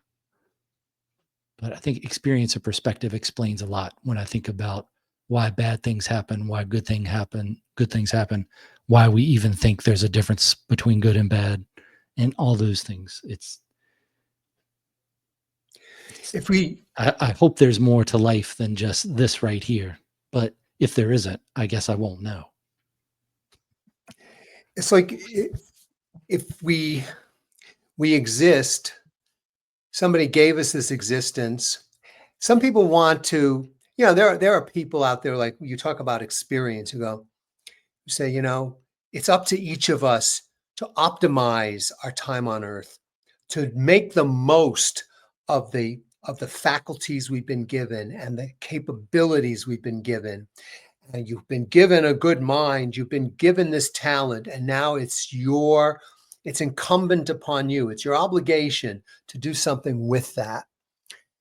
And I don't know, like if we weren't having this conversation, I was just sitting in a room and you were just sitting in a room and I was writing or reading something and would that existence be the reason, be the purpose? Yeah, that would also be the purpose. But I think there's something interesting about the fact that you are talking to me, I'm talking to you, and what are we talking about? We're talking about the meaning of existence. We're talking about what are we doing here? We're talking about the nature of creativity, which is how we express ourselves, how we perceive things. I mean, creativity itself covers all of these aspects of being a human being, of being an organism, how we process our reality, whether the reality is that we experience is all coming from ourselves and our previous experiences, or whether it's something that's constantly informing us and reshaping us. I was talking to my wife today about something, how as you go through life, you go through different vicissitudes, and we talk about, and this because you're a physical culturist, you're somebody who likes to challenge your body and challenge your mind. We talk about changing your body, like I do all these ab crunches and I can see that my abdomen is flat. I'm seeing the beginning of a washboard. And I can see that's what I'm doing with my body. That's easy. Right? But we also we shape our lives as we go along, and there are times when I was willing to go to all ends of the earth to make a buck. And now I don't necessarily have to do it. I look at my life and I go, gee, I'm very happy just sitting in a room and just working on writing that I've been working on and refining that. And the things I used to do, I go, gee, they seem to be something another person did. Well, what I've done is I've gone through life shaping. It's the same as body shaping or mind shaping. We're constantly shaping things and being shaped, a little bit like the canyons, the Grand Canyon, like those buttes and those cliffs, constantly being worked on by this force and by that force. And it's kind of remarkable. I mean, yeah, what you said before, Whitman, perspective, being able to watch and to be, perceiving those changes. That's fascinating. Going through the changes and then perceiving them, being aware of them. Maybe that's the most we can expect, and that's the most we can hope for, to be as aware as we are and to make the most of our perception and our ability to act as we can. But again, you mentioned before. Good things to think about. Yeah. Go ahead. Yeah. No, that just what you said before about, but historicity, opportunity does play a role, So then, winding this up, just in case your comment about the time was a subtle hint. No, it wasn't. No. In the world of teaching, especially creative writing and such, what kind of exercises have you used in teaching or that you've seen in learning for writing that you still think about today? Or if I said, what kind of creative writing exercises do you find useful or exciting? Which ones would you use? It's interesting that you mentioned a few weeks ago, for no apparent reason. I think I was working on my essay. Maybe it was one on handwriting and how handwriting is becoming obsolescent, which is unfortunate because I do so much of my creative writing, at least first drafts, by hand. Um, I have done quite. I taught English and composition for a number of years, and I know. And just recently, I was trying to recall an essay that I once read. I believe in, I don't know, one of those journals of education about the different paradigms of teaching. Some teachers teach what they know. Others teach what's in a book. They teach information, and then they test the students on their competence in knowing this information. Then there are teachers who teach who they are. Like, I'm I'm cool professor. So if you want to, if you want to learn what I know, then you'll try to be like me, figure out how I am the way I am, how I think. But then there are teachers who teach what they do. And for writing, I think, you can teach somebody to, come in there dressed in a certain way and, teach them how to be Mr. Cool. It's not going to teach them how to write very well. It might help them, finding girls if they're boys and boys if they're girls, but I don't know if it's going to help them become competent. But if you teach them what you do, it might be helpful. And one of the things I used to do when I was teaching writing, and remember, this was college composition, but it's the basis of everything. If you can write a good 5-paragraph essay, not only will you probably get into grad school, if that's what you want to do, but you'll probably be able to write a good piece of journalism. You'll probably be able to write a good short story. What I would do is I basically say, okay, I asked them to give me a topic that they were interested in. Give me a topic. I'd start writing in front of them, just like automatic writing, like what the beats would do, but with my back to them, I just like start writing. And it's kind of funny actually, because then I say, okay, do we want to approach this with a really great thesis statement right at the top, or do we want to funnel into it? Create the ambit, create the topic, the whole environment in which this thesis is going to be, to introduce, to give a fanfare. And then I would do it both ways. So I said, okay, now we're going to start with the thesis on top. Okay, now we're going to lead up to the thesis. And I'm going to show you why it's a great idea to give somebody a context for what you're going to say, like a drum beat, a drum roll. And then here's how we're going to pay it off. You see the thesis here has 3 different prongs. It's like a trident. It's like a fork. And we're going to make topics out of each one of them, and we're going to develop that. And I would go through this with them. And of course, you have some students who are going to take to that, who are going to write it all down and try to, take it in through mimesis, through mimicry, through, okay, he's showing me how to do it. Like a cooking show host.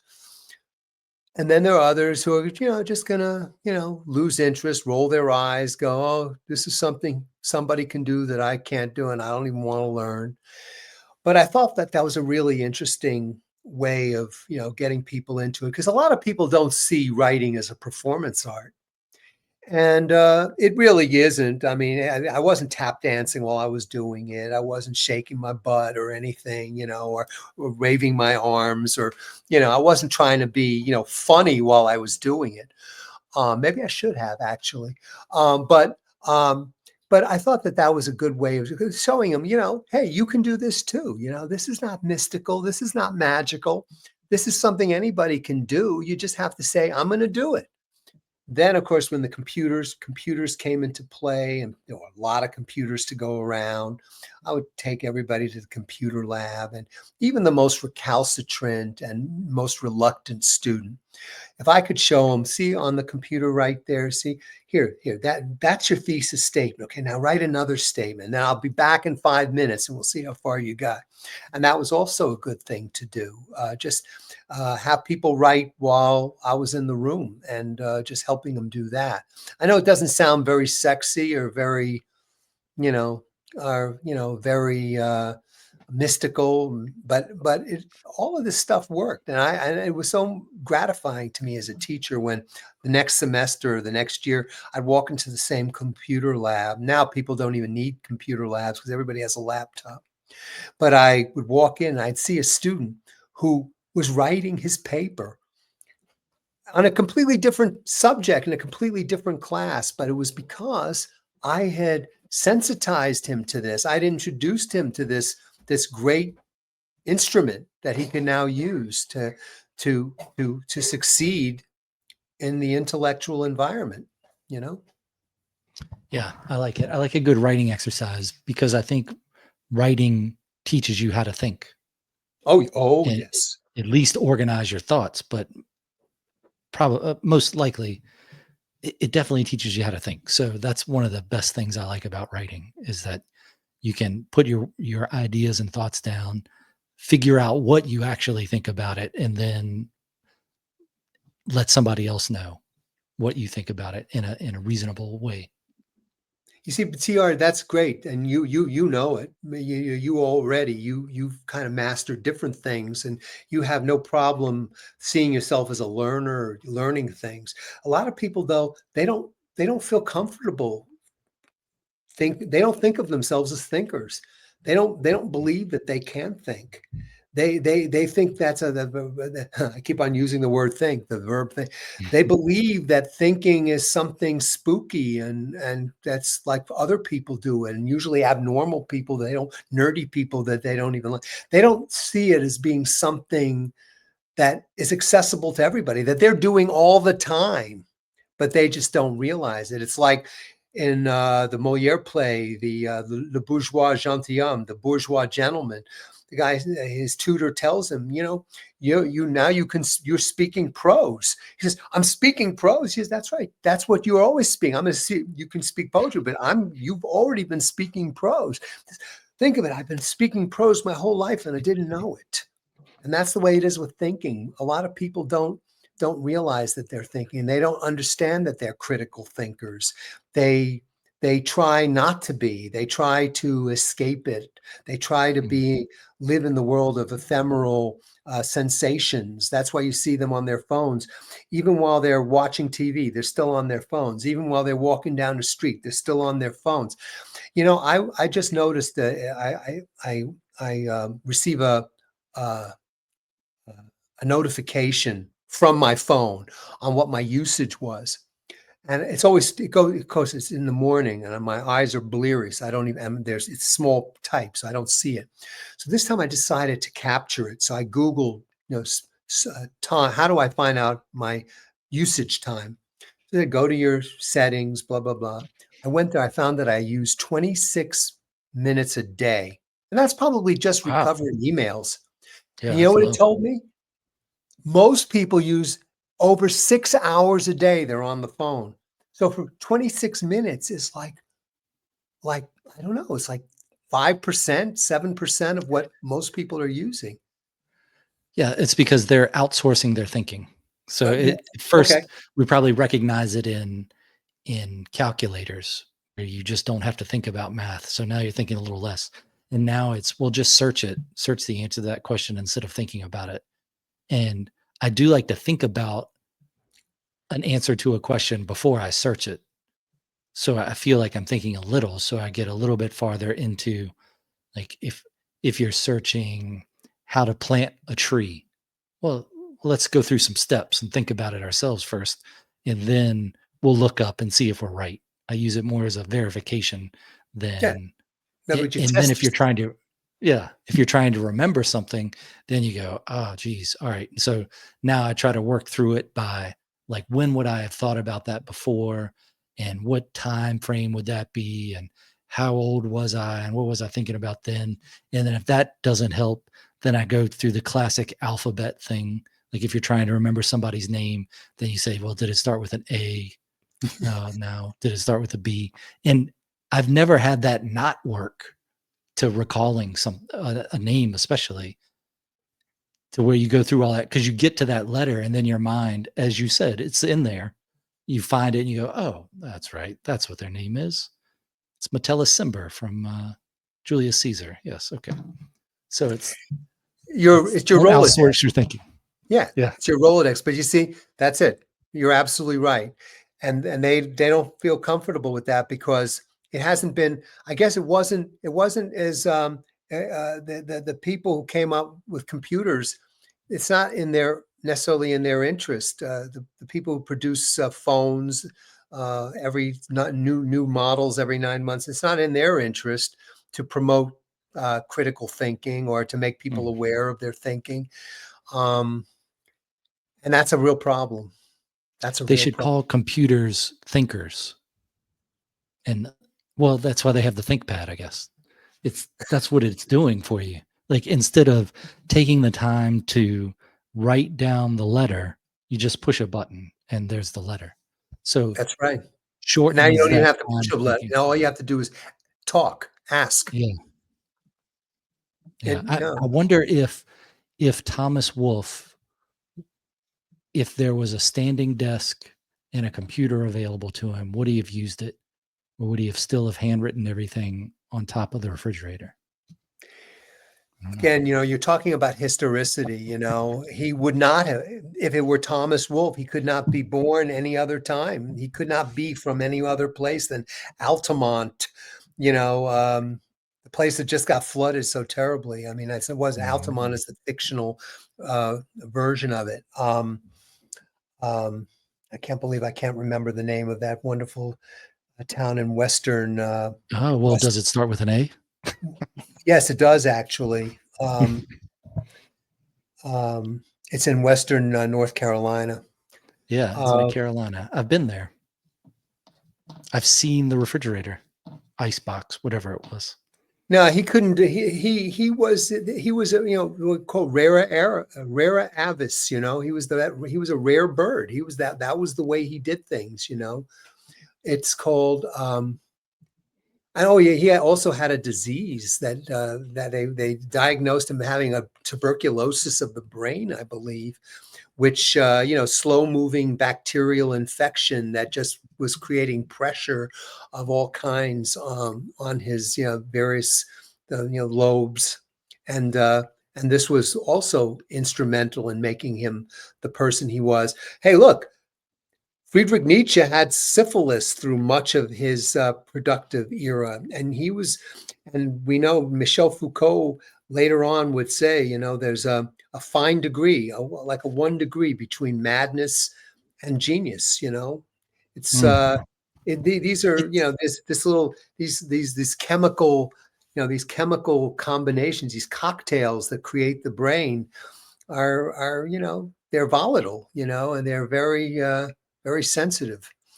It's interesting when that we just gloss over syphilis in school. Like you don't learn about it. At least I didn't learn about it. We went over. I grew up in Virginia, so we did a lot of Jamestown and history and things like that. So you go over all that stuff, and it seems like you were just taking the same thing year after year. Nobody ever explained how big a deal syphilis was, and that's why people wore powdered wigs, and how the West people dealt with syphilis, and how they think it came from the Native American population, and then it was taken to Europe. I don't know if that's been disproven or not. I've read a paper about it.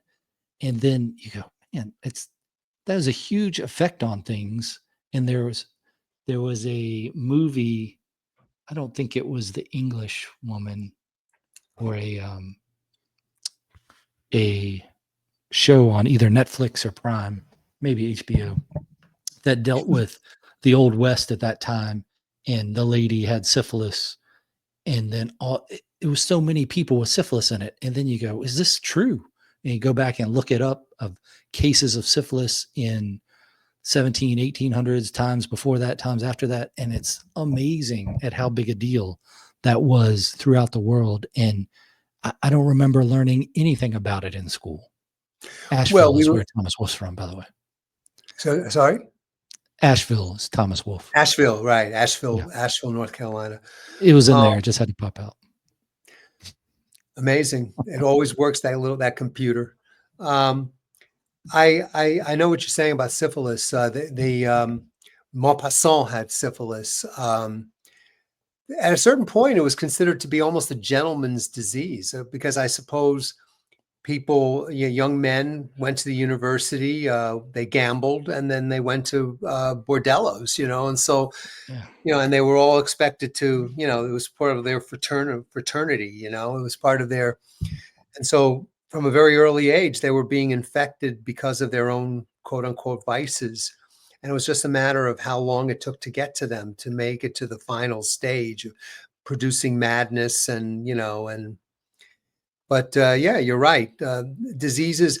I grew up in Virginia, Northern Virginia. So I know what you're talking about, the cyclical nature of our history curriculum. Yeah. We went through in elementary school, we learned about Jamestown and Williamsburg and Bacon's Rebellion and all the other things.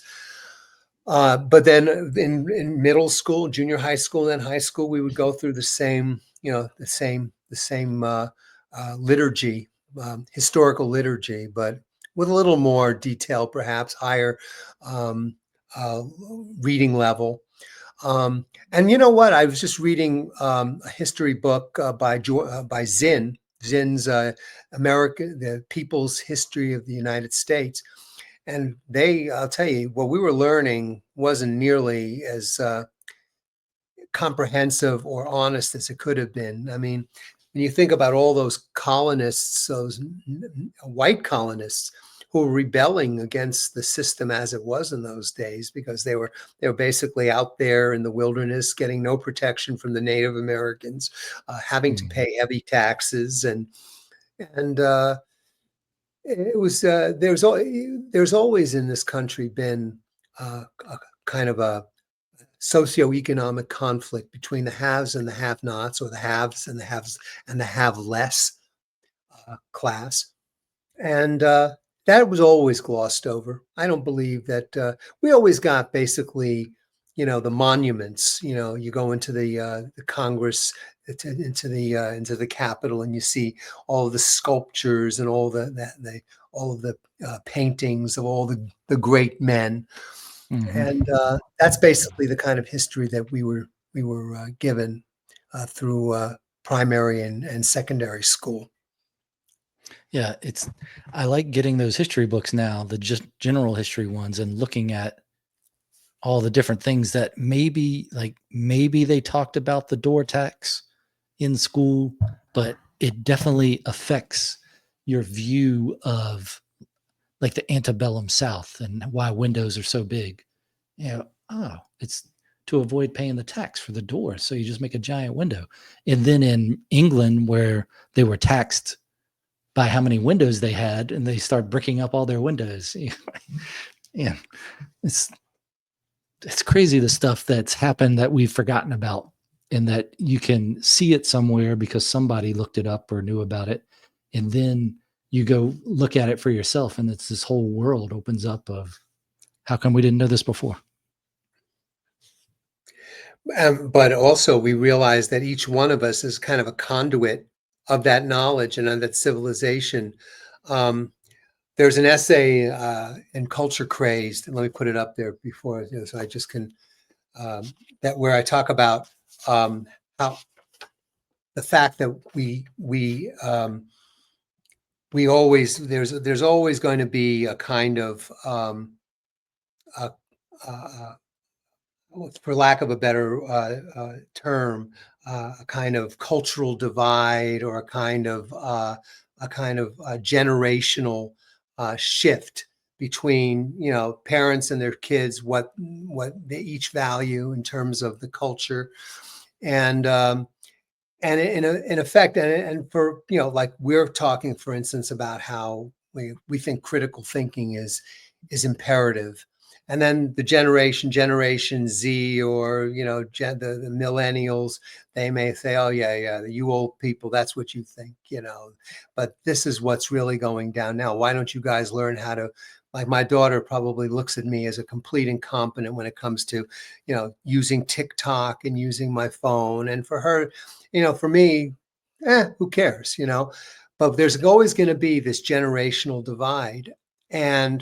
But each of us is, in a sense, a conduit, a diplomat, a representative, and also a conduit of the civilization that we carry with us. The kinds of things you were mentioning just now. Well, it's too bad that people, when we were growing up, that nobody had thought about putting these facts into textbooks. We found the facts on our own because somebody else, another historian, went out there and dug them up. But at the same time, we ingested them. We appreciated these facts, but there are a lot of people today and a lot of people growing up now who are completely inured to them, who are completely outside of this fact base.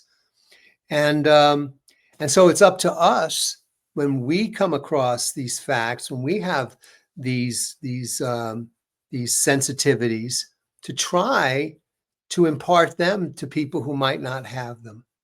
Because even though these historians had the resourcefulness and the dedication and the intellect to be able to unearth these facts, they'll go right back into the ground. They'll be buried again, with the censorship of ideas and just the complete lack of interest, the indifference to facts and to history that one finds. You see it in the fact that handwriting has become obsolescent. Handwriting is such a great tool for developing one's ideas. Like you talk about writing being a sense of discovering what already might be in our minds, a discovery of the thought process within ourselves. But no better way of getting to that, no better tool than to write out one's thoughts, because handwriting takes time. There's a kind of a tactile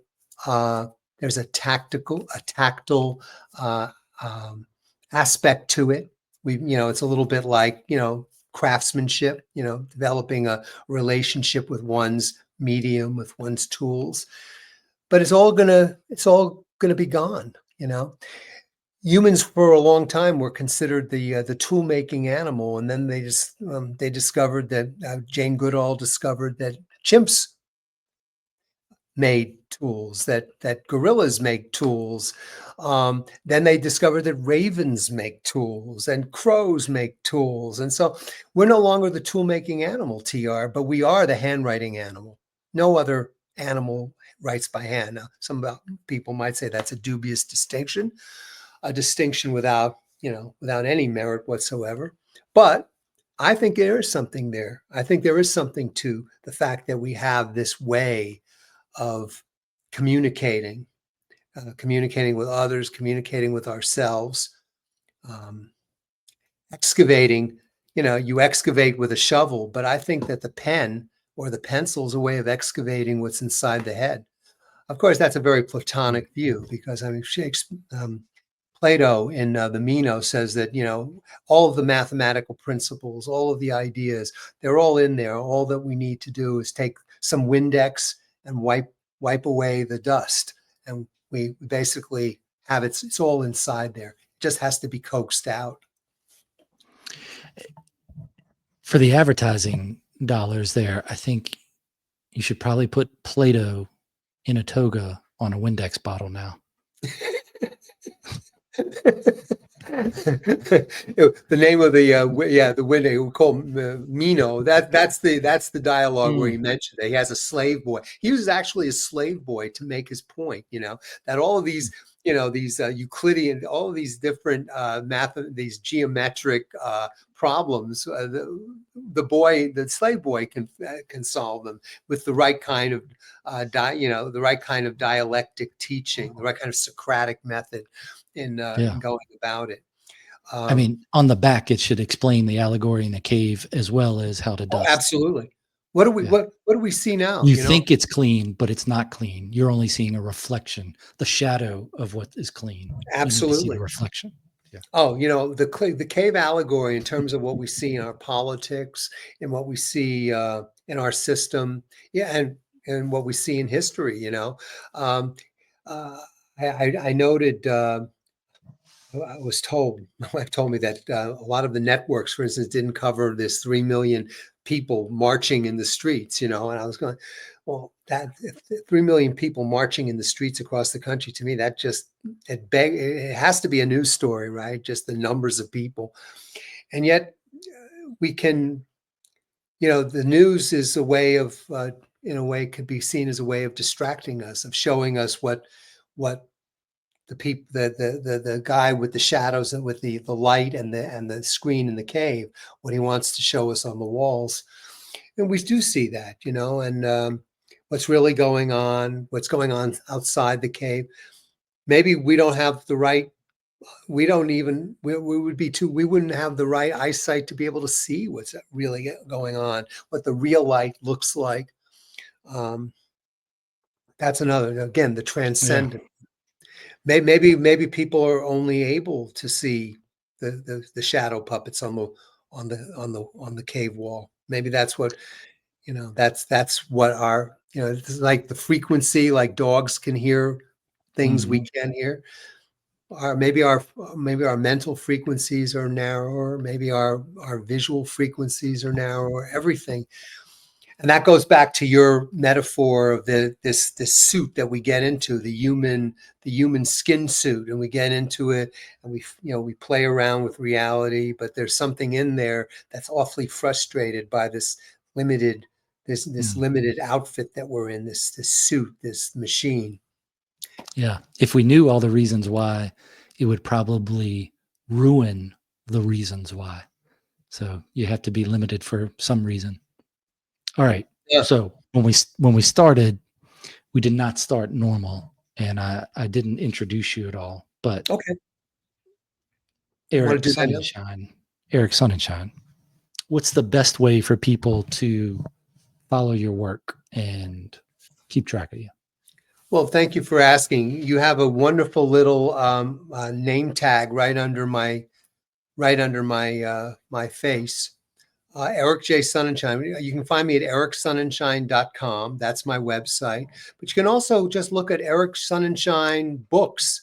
Eric Sonnenschein author, Amazon, and you'll come up to my author page. It's really easy. Eric Sonnenschein author. Eric Sonnenschein author of Culture Craze. That's not yet. It will be by the end of the month.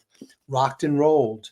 I also wrote Spontaneous Revolution. You can find it there, or any of my essay collections. Self-Helpless, Sartre in the Subway. Here's another one. Mad Nomad, about my time in the Peace Corps. About it. It's not a memoir, but it's about a Peace Corps volunteer in North Africa. All over the place, essays from A to Z. I have a really good essay, a funny essay about agents called Agents of Despair, about the horrors of trying to deal with agents when I was younger. Ad Nomad, the tribulations, the long and painful journey of the advertising writer. And of course, Making Up for Lost Time, which was my first book of essays. But that's it, basically. I mean, that's how people can find me. Eric Sonnenschein, author. Eric J. Sonnenschein, Eric Sonnenschein. And they can find me on Amazon or ericsonnenschein.com. All right. I'll have your links in the show notes if people are interested in them. That's great. Thank The you. I appreciate it. interesting, if I was putting together a book club or a writers group, I think I would get you, Jack Remick, which is a West Coast poet, and then Richard Fireman, which is a New York guy, New York poet. I think y'all would have a good book club. Oh, that's great. Thank you. I'm I not hope sure you of be your in it too. competitiveness. Yeah, You I'd be in it show up. too, I'd TR. show up for that. Yeah, it's a good conversation. I appreciate your time. Is there anything you wanted to talk about that we didn't, or any thoughts in closing? Well, maybe I would just say that people, after I did my 500th swim, I just I did a little video and I said, I swam a length back and forth, which you would call 2 laps. I came up for air and I just said, look, you don't have to swim. That's my 500th swim. You don't have to swim. You don't have to do anything in particular, but just challenge yourself.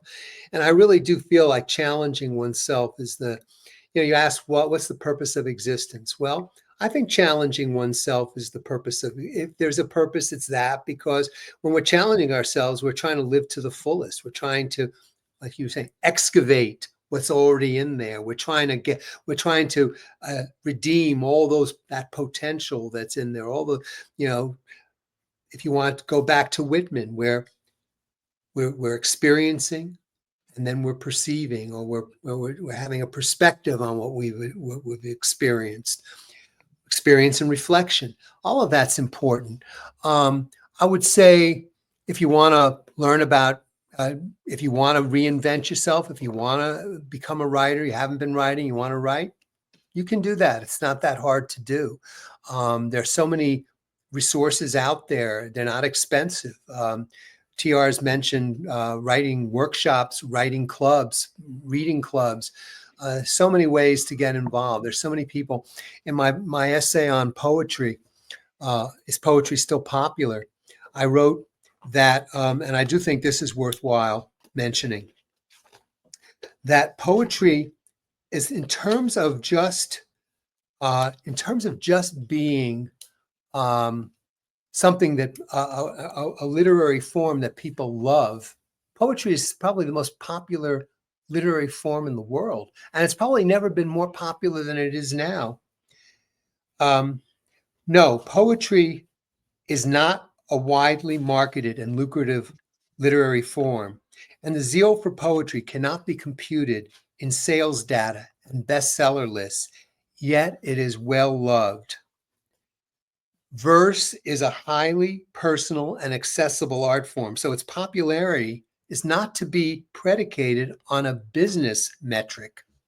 And I think that's really important to realize that you're not getting involved in literature of any kind because you want to first make the connection. The first connection you have to make is what TR is mentioning before, which is the connection with yourself.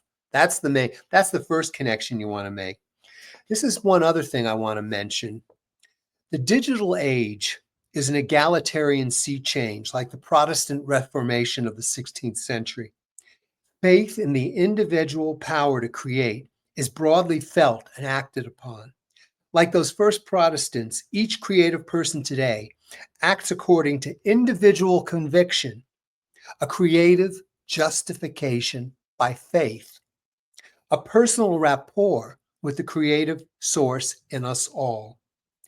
No net experts are needed to confirm that what we do is valid and good. We know it in our gut. And like the Reformation, this creative watershed is abetted by technology. So we all have it. We all have this. Now we've been given this. I don't think we were given, Facebook in order to make the makers of the Meta company billions and billions of dollars. I don't think that's what it's meant for. We can, in some sense, appropriate this great tool in order to reach other people, to get feedback on our writing. We weren't given word processing simply to make Microsoft, richer every time they come up with a new version. We were given this wonderful tool so that we don't have to worry so much about typing. We don't have to worry so much about reading our handwriting if that's an impediment. All of these tools we have now, we can appropriate. And this is a great time, a great renaissance, if you will, or a great reformation. All of us are creative. And it's only within each of us to have the will, the temerity to claim that creativity and to do something with it. End of speech. Talk to you in a minute.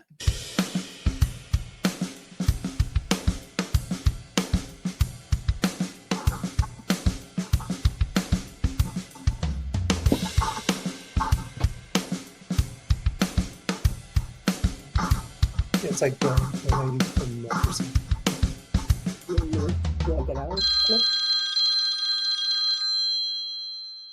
Hello?